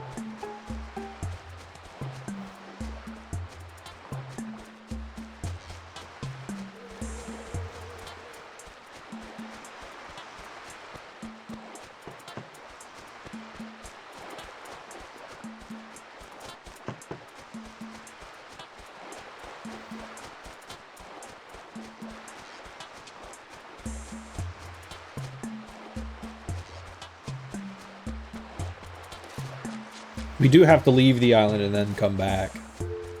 Maybe I may as well do that now.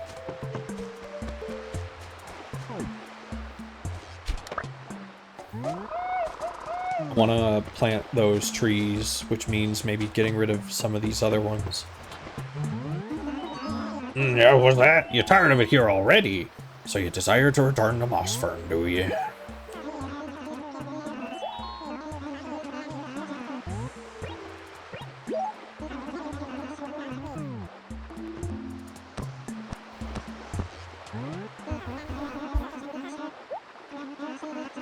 At least the trips are free.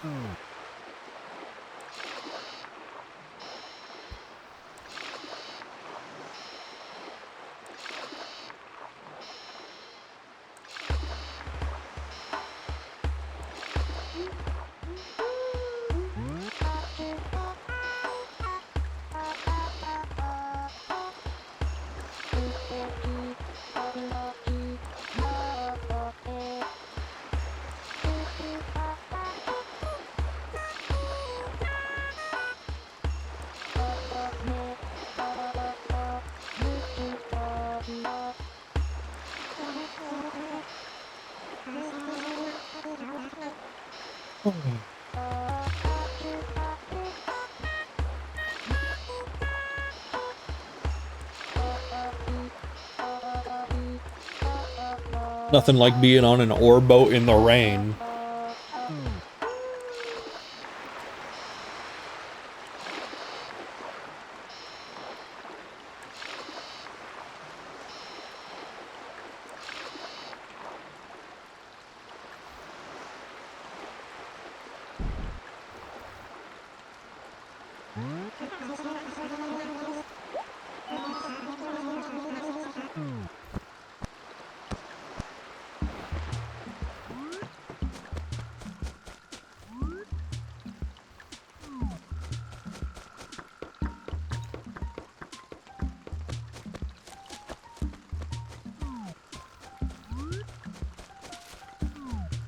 Yeah, so this is a pond.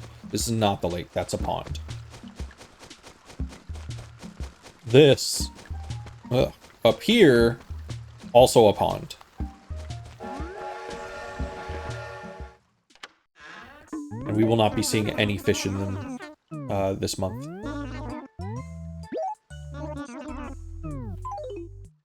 Be very, very, very careful not to sell the banded dragonfly. This thing.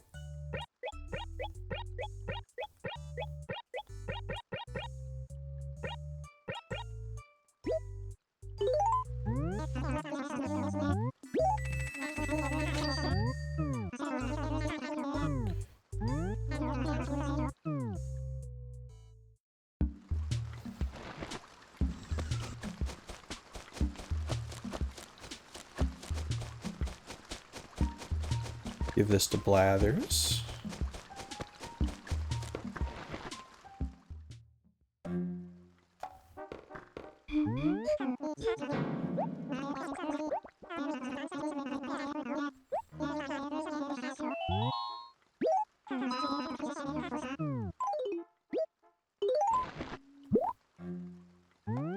Ah, whew, yes, indeed.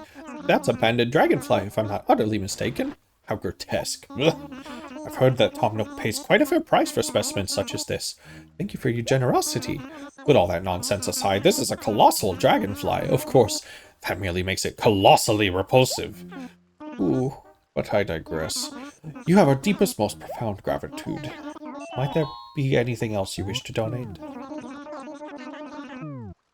Let's take a look at our bugs. Been a minute since we really enjoyed them. See a flea. A cockroach.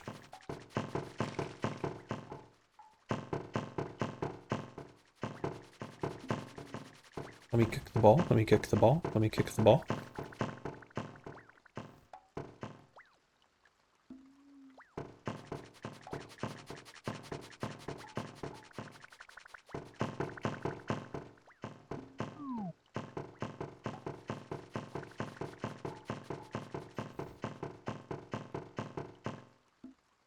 I remember last time I went to a zoo, it was my first time at that one. I don't 100% remember which one it is. It's in Ohio, I think. But they had a room that was very wet. You could go in it, and it had plants, and it was very wet. And it had frogs in it. And you had to stay on a path. And yeah, wet room. You had to stay on the path, but you could look around. And there were frogs everywhere. And a bunch of them were hanging out on, like, windowsills and stuff instead of where they were supposed to. But it's a room where when you leave, you have to be inspected.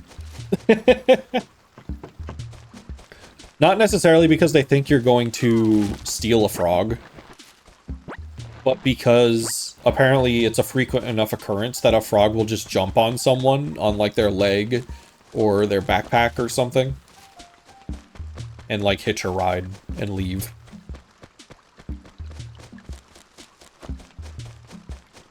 The frogs were very much in a spot where, like, you could touch them if you wanted, and if you were sneaky, you could probably steal them.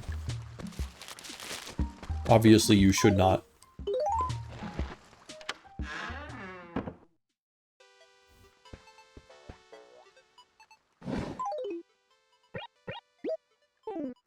Take our nice one so that the other doesn't break on us.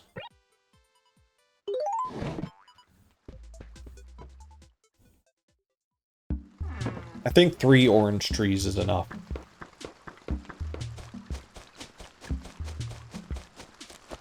But also, now that Blathers has said it, I will try to catch more of those banded dragonflies. I'm not gonna hang out on the island too much longer, but I do at least want to get these trees planted and look around for the swordfish just a little more.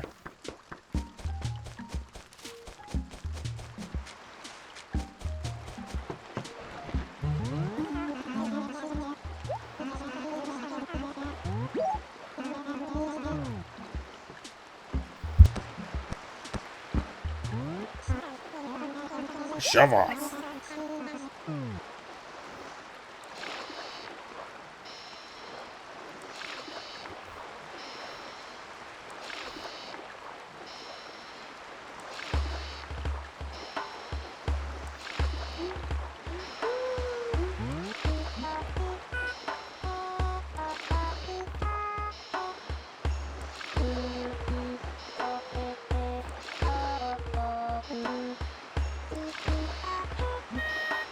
On the music end of things, I'm trying to not recreate, but like rebuild a list I used to run on Rate Your Music a long time ago.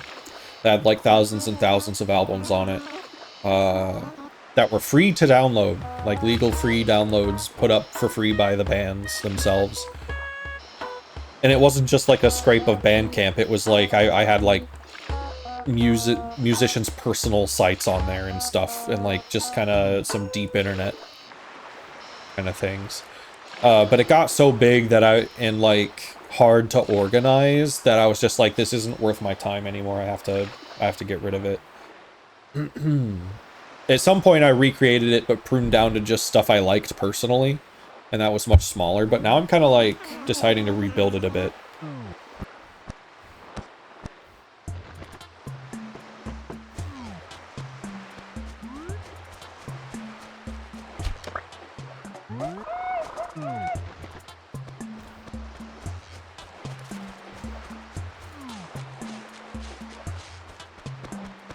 Okay, I want to get rid of these 3 specifically.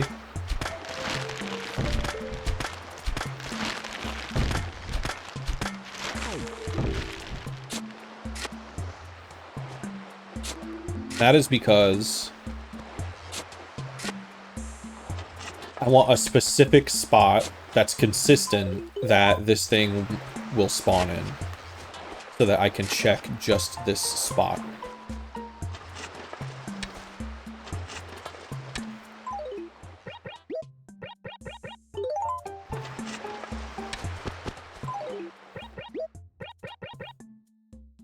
But yeah, I'd like to work a little bit on that list today, because I have like a list of things I need to put on it, basically. I have lists for my lists. But also, I need to reformat what's already on it. Because for a little bit, I was trying to group them into like genre sections, so that you could go to like the metal section to find metal, and the ambient section to find ambient. And if an album was like half ambient and half metal, you could find it in both sections, but now I'm kind of just doing a raw, like, alphabetical to keep it easy on myself.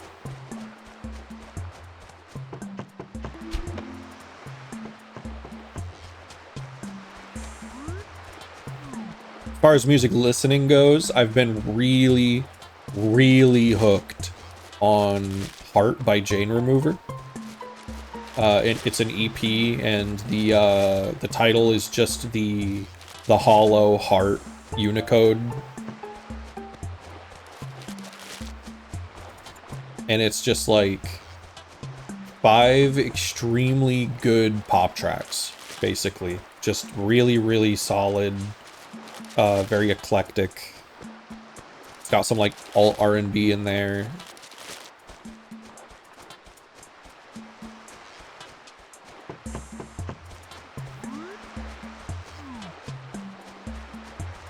It's not as, like, kind of internet style as a lot of her other stuff, which is also very good. But, like, this is just, like, a straightforward, like, here are 5 bangers. And so I recently had to upgrade that to like my perfect score in my tier list, which is pretty rare for albums and EPs considerably. Also very recently going into that tier is another pop album, actually. A full album. Constant Companions by Jamie Page, the special edition that just came out that includes like Bird Brain. Just really, really, really good stuff.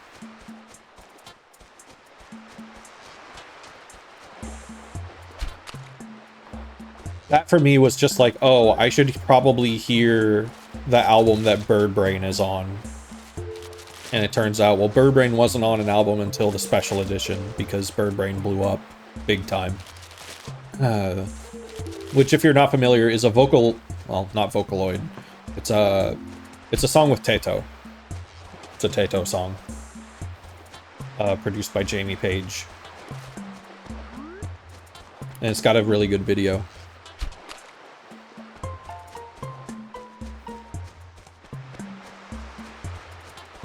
And that got huge. And I was like, I should hear the album. And it's like, I expected it to be good. But like, the magic that is present in the song Bird Brain is all over that fucking album. Like, it is... You think nothing's gonna live up to it. You think it's gonna be like the album highlight. And it is. I think it is. But it's just like... It really is a no skips album. It's so fucking good. I think one of the other big songs off of that is a song called Rot for Clout. That one's really solid. Jamie Page just has like a really, really, really good ear for melody and like production, and it's very crisp pop music.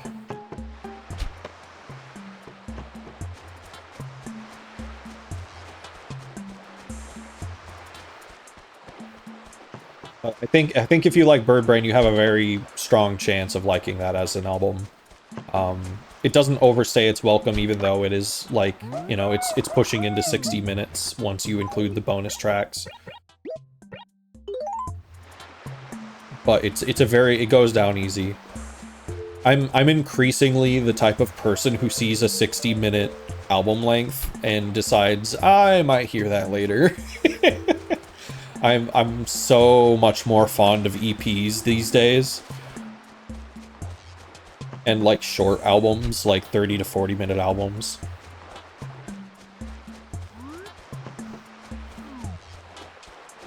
It's like, don't get me wrong, I have nothing against long albums. One of my top 50 albums of all time is 8 hours long. And I've heard it many times in full. But like... I do be enjoying the short ones these days.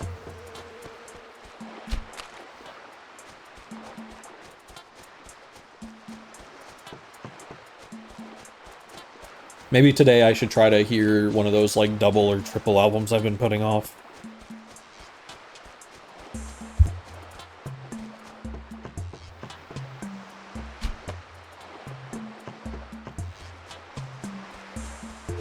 I've also been trying to go through, like, stuff I rated in, like, 2015. Stuff that I thought was just okay or not very good that I think that maybe I would appreciate more now. And that's usually been turning out pretty good for me. Like, I went from thinking Street Cleaner was pretty boring by, oh shit, why can't I suddenly remember their name, even though I remember the Street Cleaner?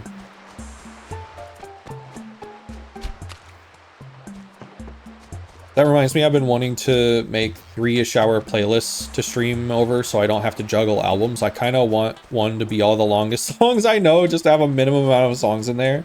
That's pretty good. Godflesh Street Cleaner.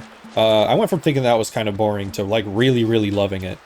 But I also know that that's partly because I listened to the new master.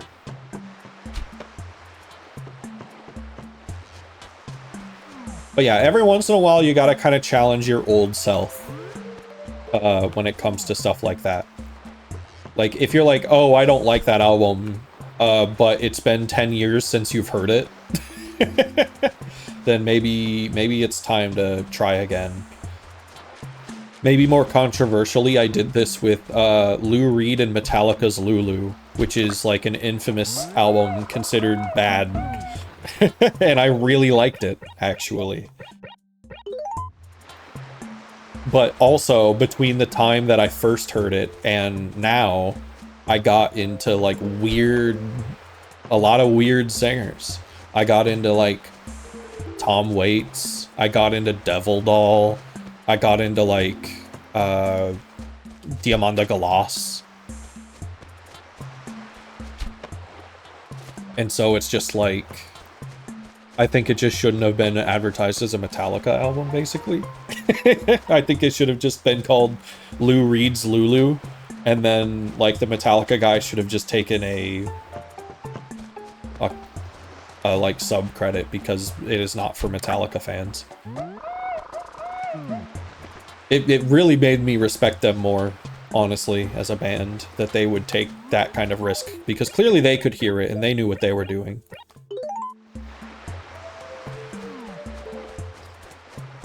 I need a few more in there, but the shortest track is 11:38.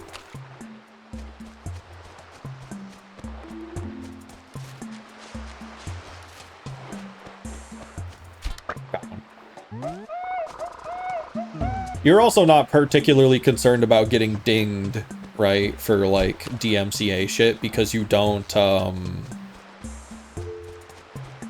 save your VODs, right? Have it on a different audio track, that too. Interesting. I don't know how to do that. So I have a lot of music saved. I have a big library collection. All of the music you hear on my streams that I am playing, those are local files. I think it's pretty simple. I'll have to check it out at some point. Maybe if I do like an art stream where I decide that I want to be dangerous. So what I have for my local files, I have playlists. I'm a playlist fiend.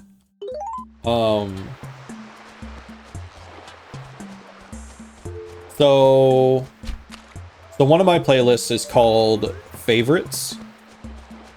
And it's not really like my all-time favorites. It's just stuff I probably wouldn't skip if it showed up on a shuffle. Now, generally, my favorites playlist, I will be playing that when I'm streaming for friends on Discord. And it's kind of like an anything goes situation, and I'm not worried about copyright because those aren't getting recorded or streamed to the public. And then I have one called Favorites Friendlier. So that's my kind of go-to actual real default. It is my favorites that I wouldn't mind showing up, but also it doesn't have the stuff that scares people on it. Or at least it has a lot less of that. And also it has no extremely inappropriate album art. It's like stream safe. I can safely stream that in a safer work environment. Kind of, for the most part. So that's my usual go-to for when I'm like just streaming with some friends. And then sometimes I'll warn them ahead of time if I'm picking the other one. Because also, you know, you might have seen it in pre-streams, but I have music videos as well. But then for you guys on Twitch and on the YouTube VODs, I have, like, obviously for Tony Hawk, I made my own playlist. But I do have a playlist that's just called Stream Safe. And it's all the music I have on my computer that I know is not going to get detected by YouTube's automation.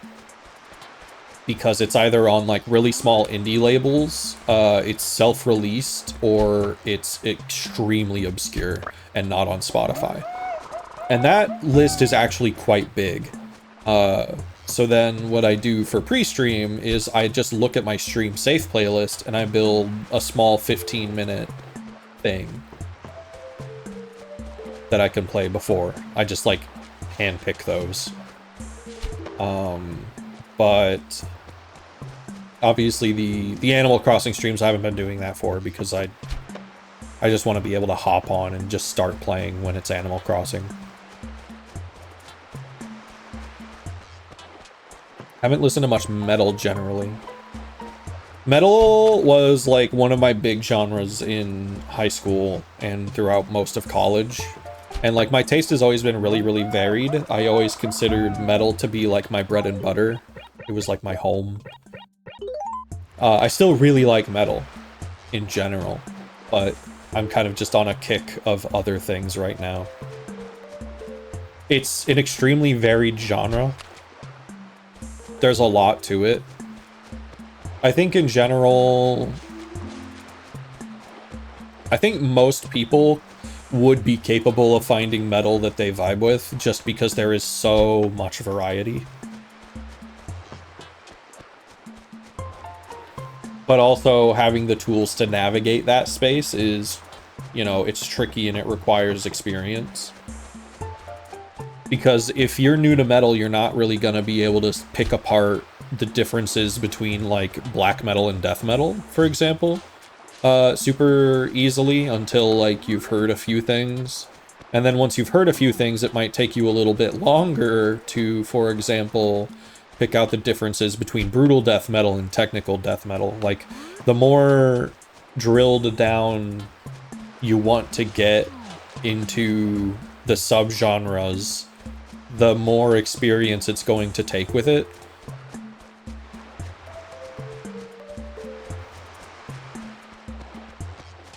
So finding the stuff that you like is also kind of a journey sometimes.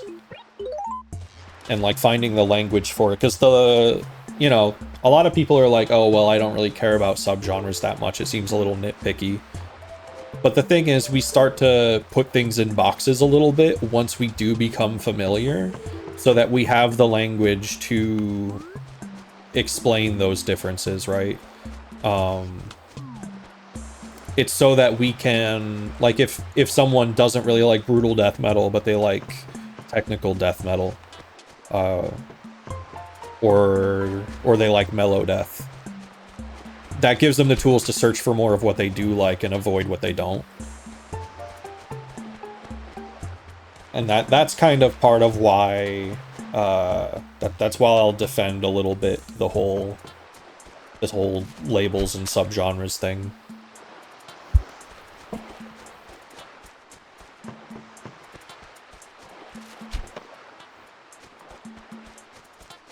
Because oftentimes there's a lot of history as well behind those scenes and where they come from. That's very interesting and worth keeping around.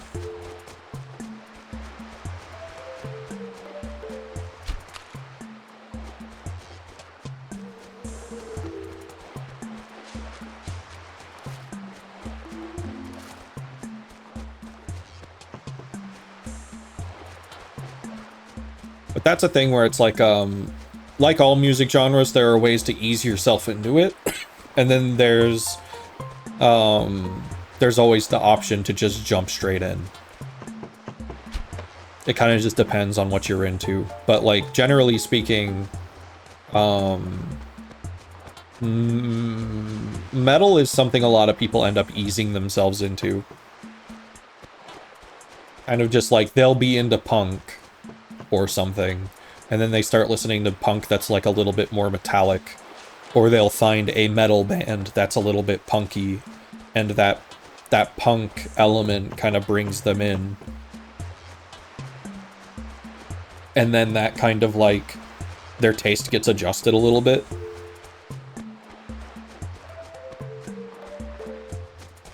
That's how I got in. I was into like punk and hardcore punk.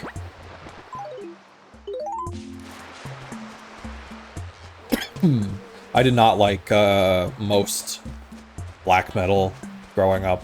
It was a little too like lo-fi for me. And so some of the earliest metal I liked that wasn't just like radio alternative stuff was on the punky side. It was like metalcore. It was grindcore. And then slowly that got me kind of more interested in death metal, because the leap from grindcore to death metal is very small. I was into a band called Dying Fetus in 11th grade. And they kind of helped bridge that gap a bit. And then I found a black metal act that was very, like, gothic. They were really gothy, and their production was pretty clean for the most part. And that helped me get me into, like, black metal a little bit. And that was the act Autumn's Eyes. I don't think this fish is showing up again. Maybe I should give myself one chance to catch it every day. That seems like a fair ask, so that I'm not just like spending time on the island doing nothing.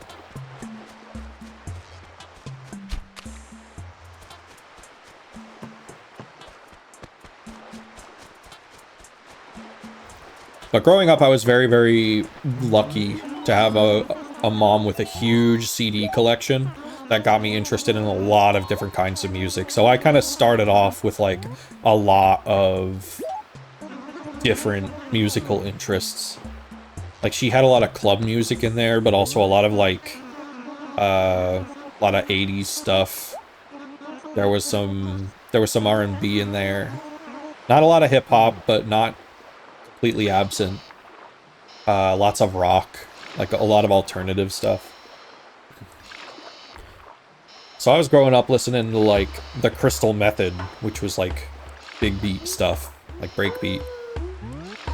But also like Third Eye Blind was in there. That was a favorite. A lot of various artist compilations. Lots of like sounds of the 70s, sounds of the 80s type compilations from like Time Life.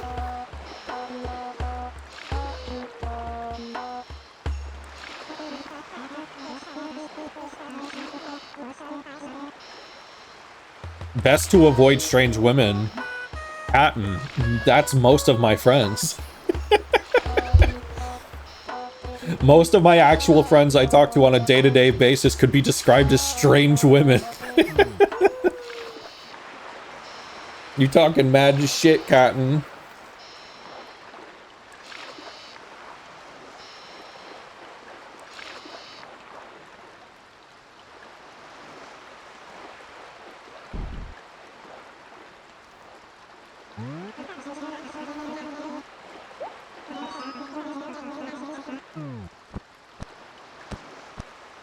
Don't talk to me, Captain. I'm mad at you. I'm not mad. You're just ignorant.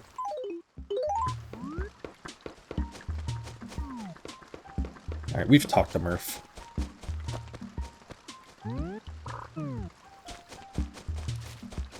I think we haven't actually talked to Tad. Tad invited us to Mossfern, but... Hey. Hey, you're back. Oh, we have talked. Okay. What's up? Oh, right. He wanted to wrestle us. I can't help but wondering, just how strong are you, Shudder? Let's see how well your daily training is going, shall we? Do-do-do-do. We'll test you by seeing how many times you can press the B button in a short time, dude. Which one's the B button? B is on the bottom, yeah? On a Nintendo console, B is the bottom face button. Might be left? No, that's gotta be X or Y, right?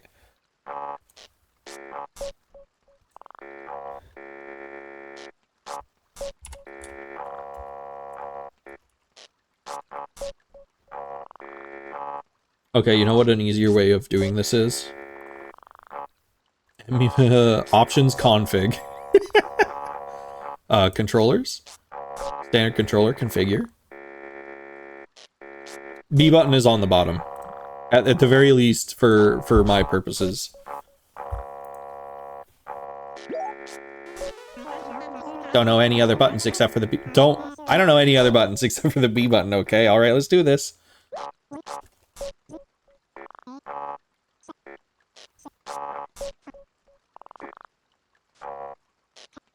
Oh, I'm supposed to be doing it now. I didn't realize I was supposed to be doing it now. I thought he was counting down until when I was supposed to start. I want to retry. You got nice features. Oh, thank you. I bet you go on lots of dates, Shutter.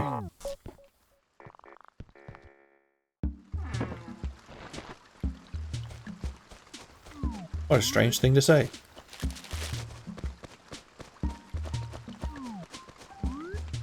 Kiki. Hey there. Since the weather's so bad today, maybe I should just sit inside and play games, kitty cat. So tell me, Shutter, what did you want, kitty cat? Shutter, would you like to play a game? I've got some cards in my pocket with prices for some things I own written on them. I'll pull one of the cards out of my pocket, and then you'll buy the item written on the card for that price. There's no item over 3,000 bells, so don't worry. You might win big. It's all just a matter of luck. Would you like to give it a try, kitty cat? Yeah. You like living life on the edge, don't you? Let's take a look at the item first. Oh, it's a plaza wall. I'll just hand this over. I don't want that. Like, straight up, I don't want that. Oh well. As long as you're happy, Kiki. Anything for my villagers. Unless they want to arm wrestle me for all of my money and I have 20,000 bells on me. Then it's a no. So maybe not everything.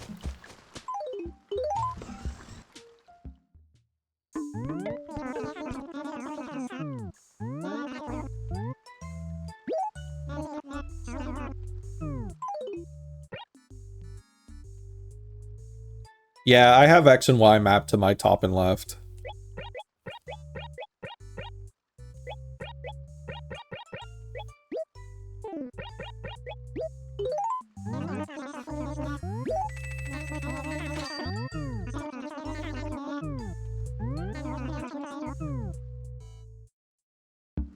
If I'm allowed to swing a bat at a bee's nest here, I'm not actually a big fan of the GameCube controller. One, I didn't grow up with it, so I have no nostalgia for it. But also, two, the asymmetrical design of the face buttons is a little strange to me. I understand that the idea was like, oh, so in video games you have a button you press all the time, so we'll make that one bigger. And then the ones you don't press as much we'll make smaller. But also, it seems very, like, it seems a little prescriptive, right? It seems like, okay, we're gonna make this kind of controller, which allows you to make games with this game philosophy. Whereas the even buttons on like an Xbox or a PlayStation or a modern or an old Nintendo controller, like the previous ones, were a little more like neutral. A lot of games have just the one main button. Yeah. Like, it makes sense. I just don't know if I like it over the very neutral kind of like, here are 4 buttons, bind them to your game's liking. Whereas on the GameCube, it was like, if you make a game for the GameCube, your game better have 1 main button. So what do you want? I love men. Care to chat? I've had this letter ever since I was a little kid. Furniture, Vladimir. Have you ever found any furniture you like? I bet there's lots you've never even seen. Try out every kind to see if you have what's right for you. I'm obsessed with furniture. Furniture! Furniture! Alright, maybe I haven't had it all that long, but I've had it for a while, I know that much. It makes me feel sentimental whenever I read it, so I think I must have had it for a while, right? So what did you think of it? Amazing. Oh, really? You're just saying that, aren't you? I love men. Why do you have to be that way? Why don't you tell me what you really think? Because I wasn't given the option between saying what I just wasn't given the option, man. I was allowed to tell you it was amazing, or I was allowed to tell you that you're insane for keeping a letter. No nuance allowed in Animal Crossing.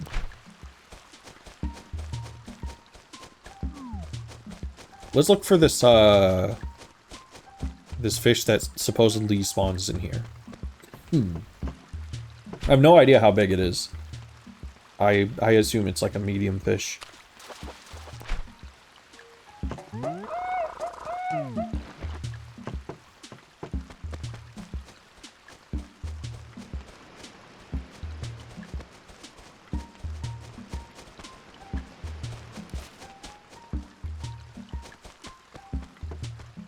The problem with the lake is that there's so much space for the fish to spawn where you can't reach it.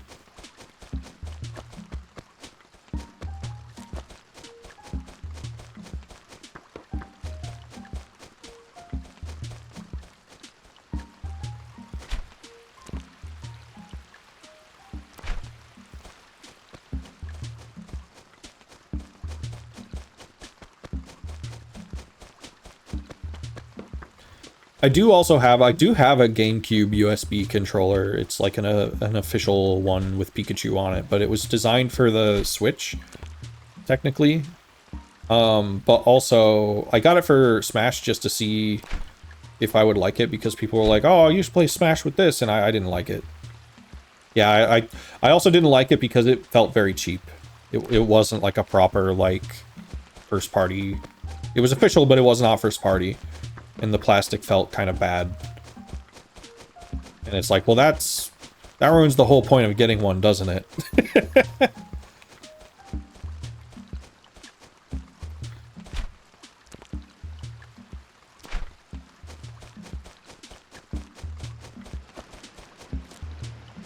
We also have to keep an eye out for this this waterfall fish that can supposedly show up, but I'm pretty sure that one would be big.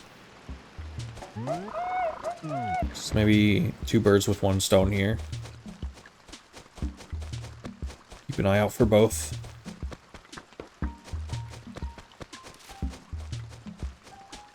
Doesn't have the springy analog shoulders, but those aren't really a thing on the Switch anyway.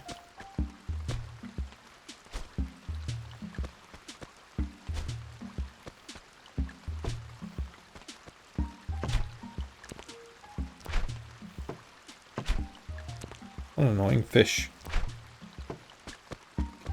Get out of here.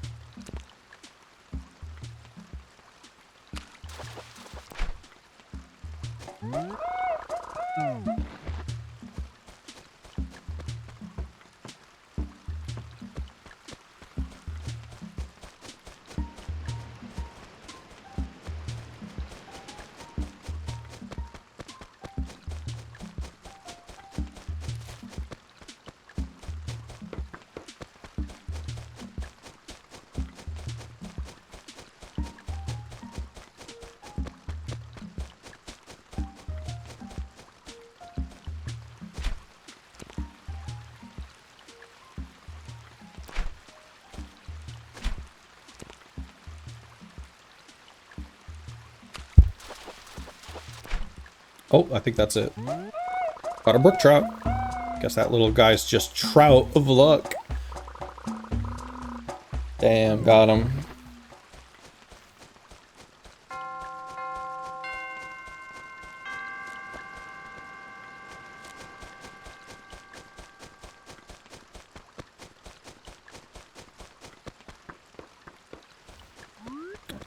Ads will be starting up here in just a little bit.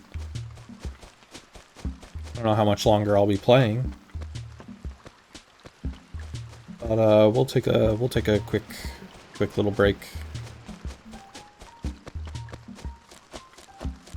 Get ourselves some dinks, some water.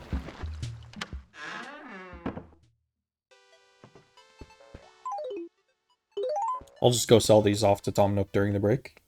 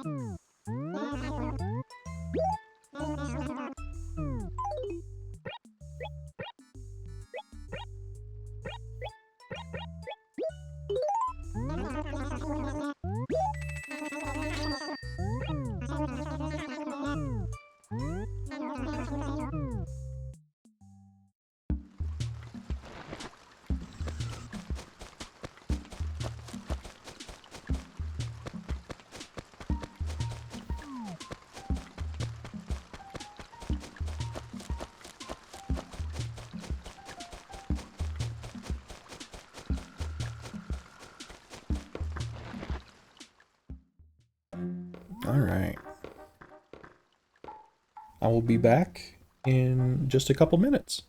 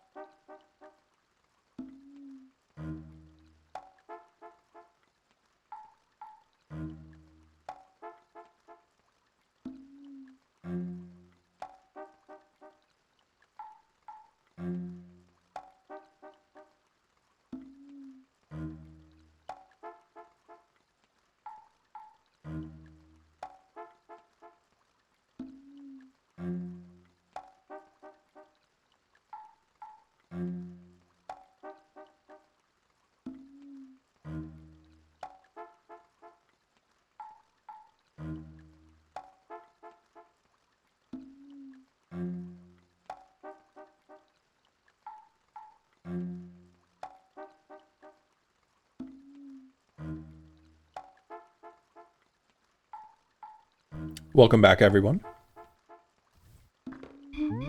Gonna go get a walk-in? Okay, welcome back, most of you. Probably gonna wrap it up here shortly, for what it's worth.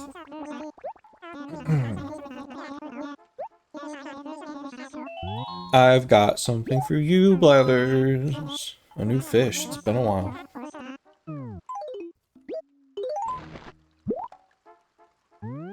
Oh, indeed. Woohoo! A brook trout, I believe. This is one of those fish that seem to mysteriously disappear from time to time.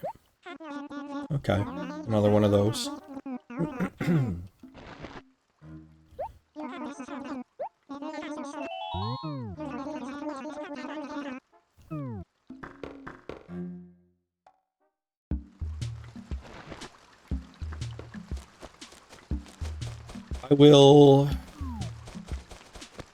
I'll continue to look for the waterfall fish.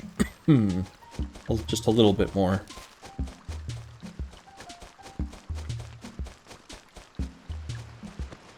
And in between streams, I'll have to update the little chart. Little chart of fish and bugs. It's a little bit of a shame we couldn't get an ant today because of the rain, but at least I assume that the rain is keeping ants off that turnip. Yeah. And hopefully also all these trees start to grow.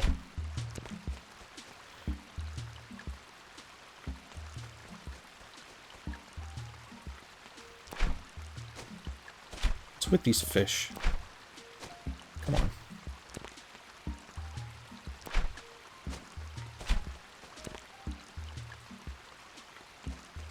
Whatever. Get out of here. Probably a shoe.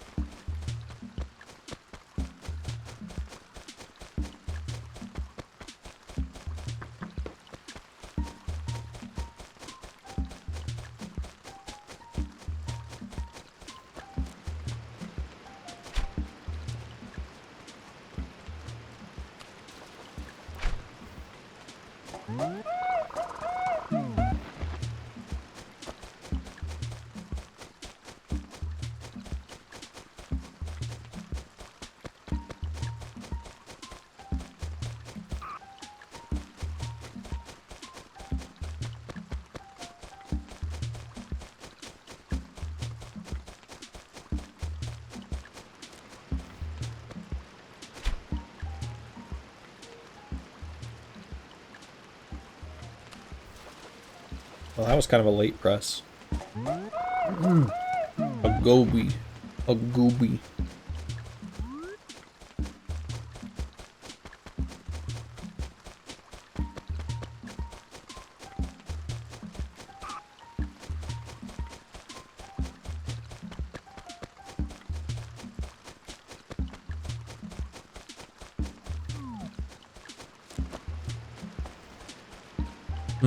I wonder if waterfall fish can spawn near the top of the waterfall.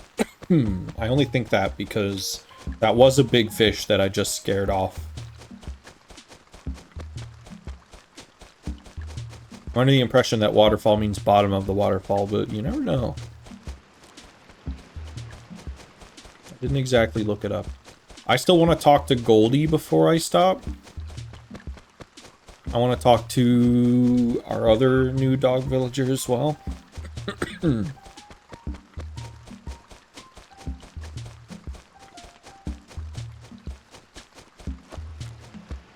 Haven't had much chance to talk to her.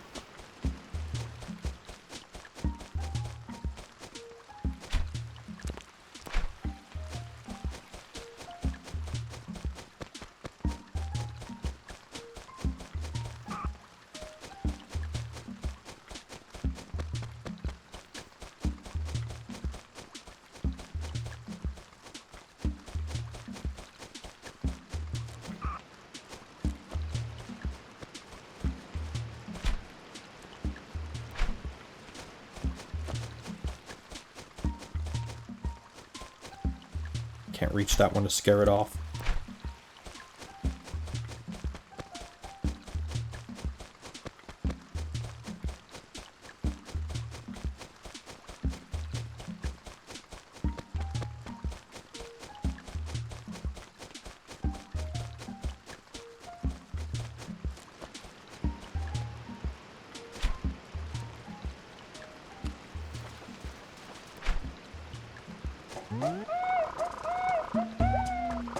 Oh, new catch, bluegill. Hey, wait a second. Really?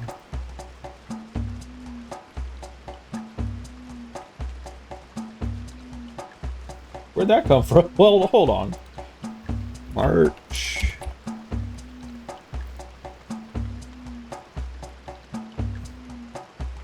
Oh yeah, there it is. I must have thought that I had already caught it. Well, Blathers will be happy.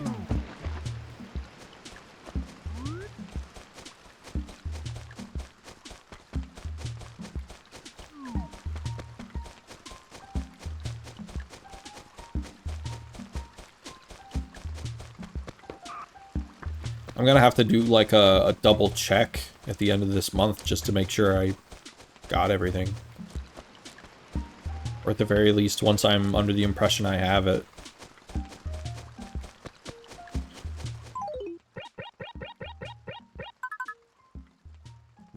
Every single one of these should have an owl on it.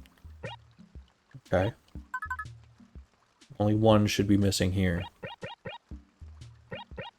The bluegill. Yeah. Alright.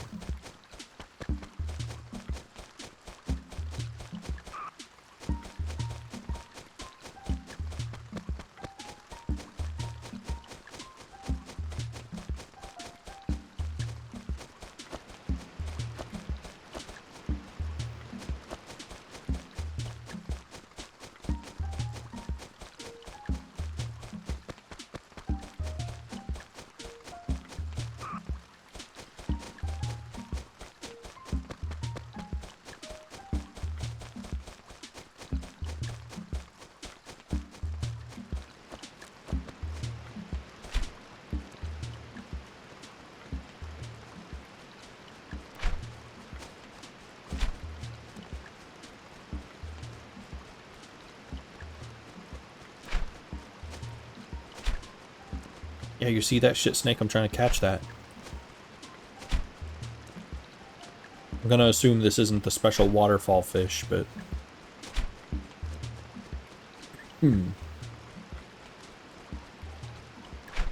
whatever.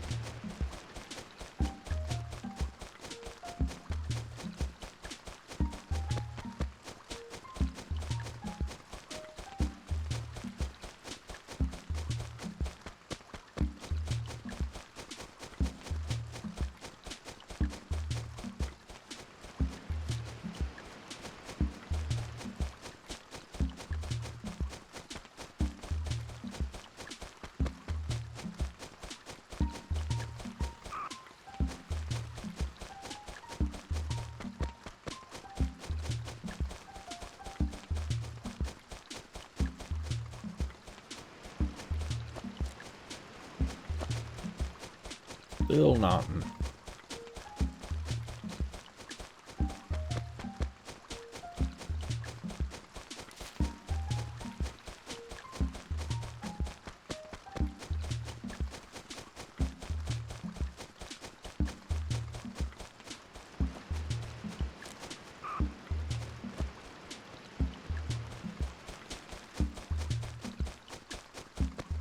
Oh, damn. Oh, no, never mind. I thought that said it was 3.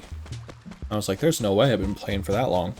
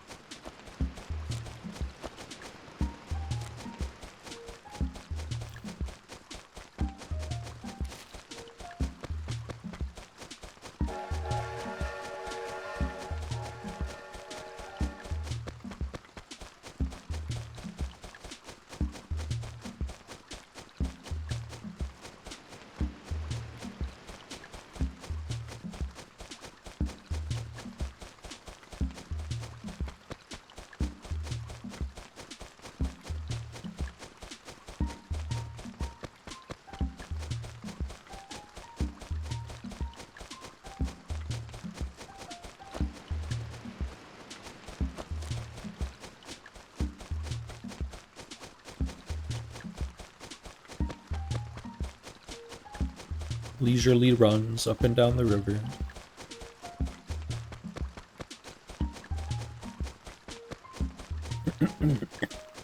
I don't think I want to keep checking this for too long.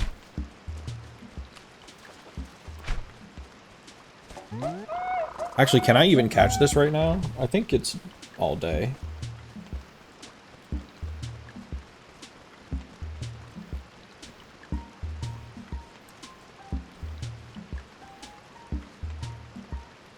Oops.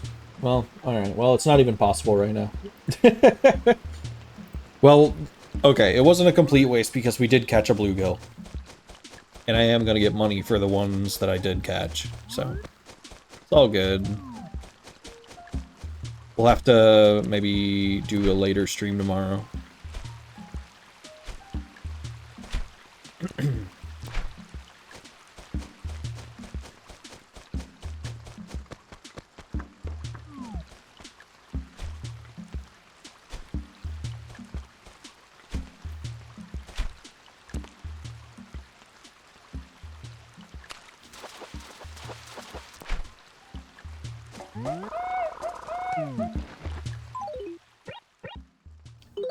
Let's go turn that in before I forget.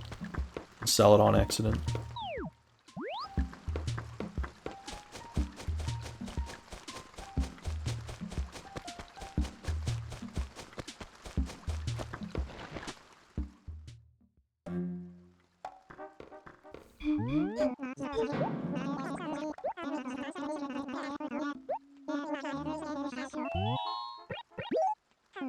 Got anything to say about this, or is it another one that just disappears and drives fishermen wild?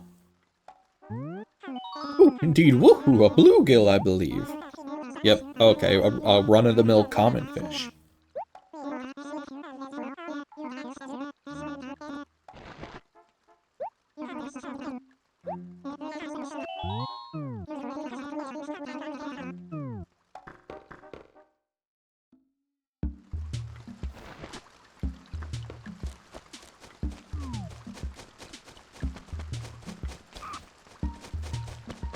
Talk to the dogs.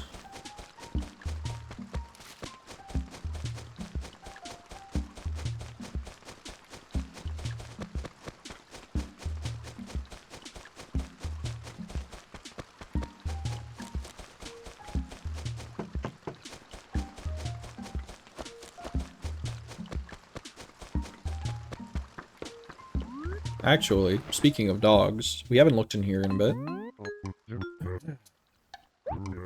What is that? A bagged lunch? What is that? Tell me about this. Oh, that's a red pan. Oh, it's a flour bag.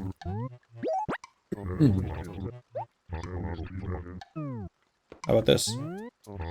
Rose shirt.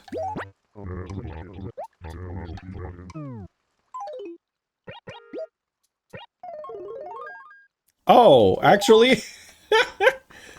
So, I think it was yesterday I was talking about the sweater I had that was like burgundy flowers with like vines and a cream, like a cream background. It's basically this.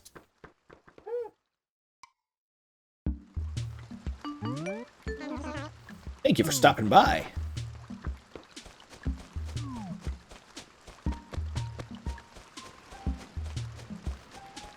Where'd you go? You were down here. Did you go back home?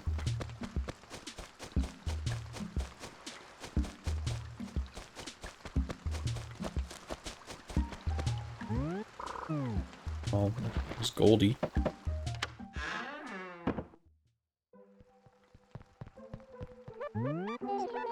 Is it your new custom to come in by here in the afternoon, kitty cat? I'd almost gotten to the point where, if I didn't see you out front, I'd get worried and keep peeping outside.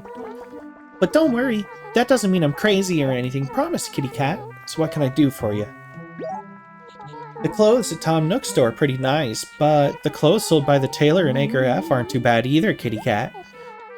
It's great that we get such a variety of quality outfits. I think it's because everyone competes on the designs. Shutter, I think you ought to design some patterns yourself. Make some nice ones, kitty cat. You're not gonna believe this, but the best grandpa shirt you've got on? Yours truly.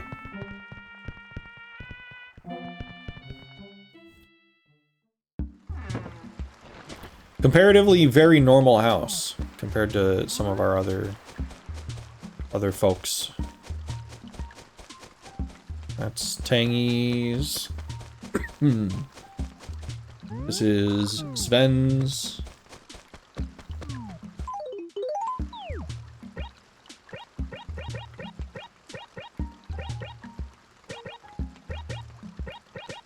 Oh, Maddie's up there.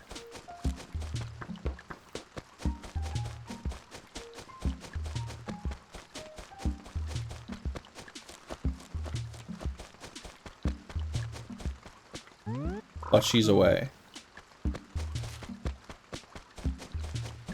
She's really schmoovin'. I don't know where she went.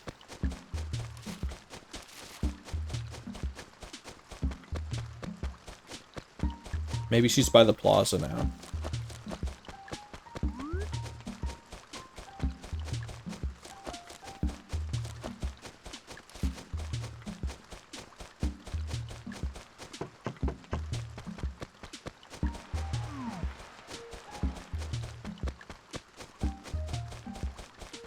Oh, there's Ben. Murph. No. No Maddie.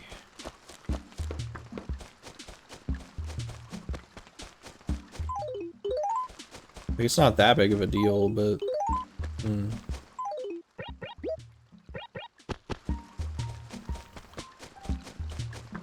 Well... I think the last thing I want to do is grab coconuts from the beach and sell them.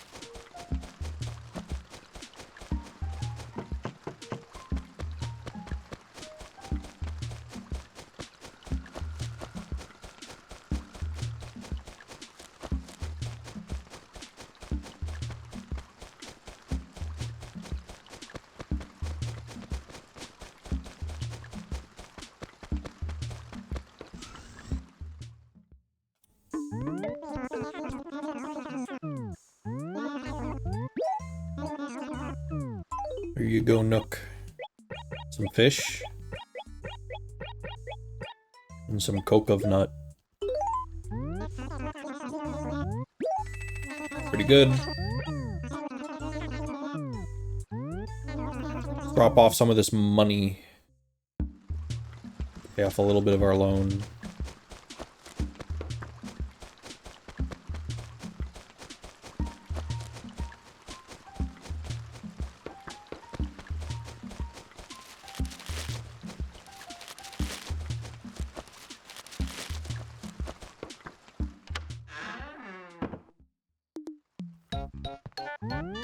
Welcome, how can I help you? I see, you wanted to pay off your debt? You still owe 199,000 bells. How much do you want to pay back? This many.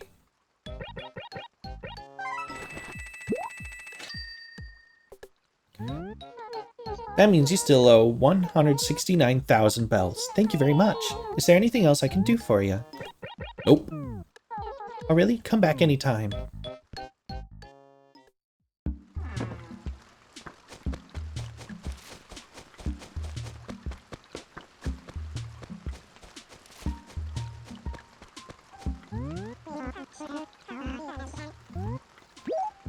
Alrighty. Let's get that save in.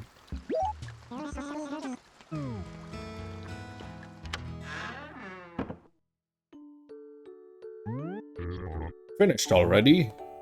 Save and quit. Great, that means I have to save your town data. What a pain. Just sit tight for a minute. I'm saving your town data.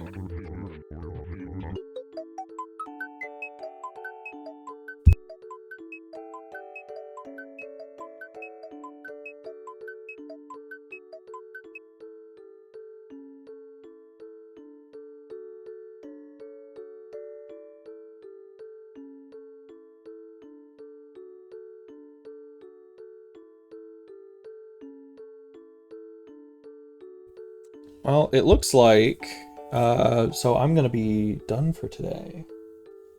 Let's raid Jenny Chongo Show.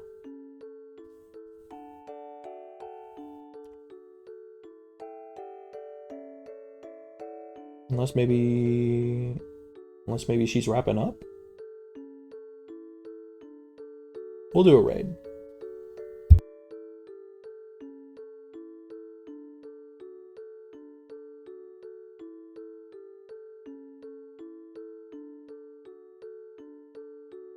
Have a good rest of your day, everyone. I will see y'all tomorrow.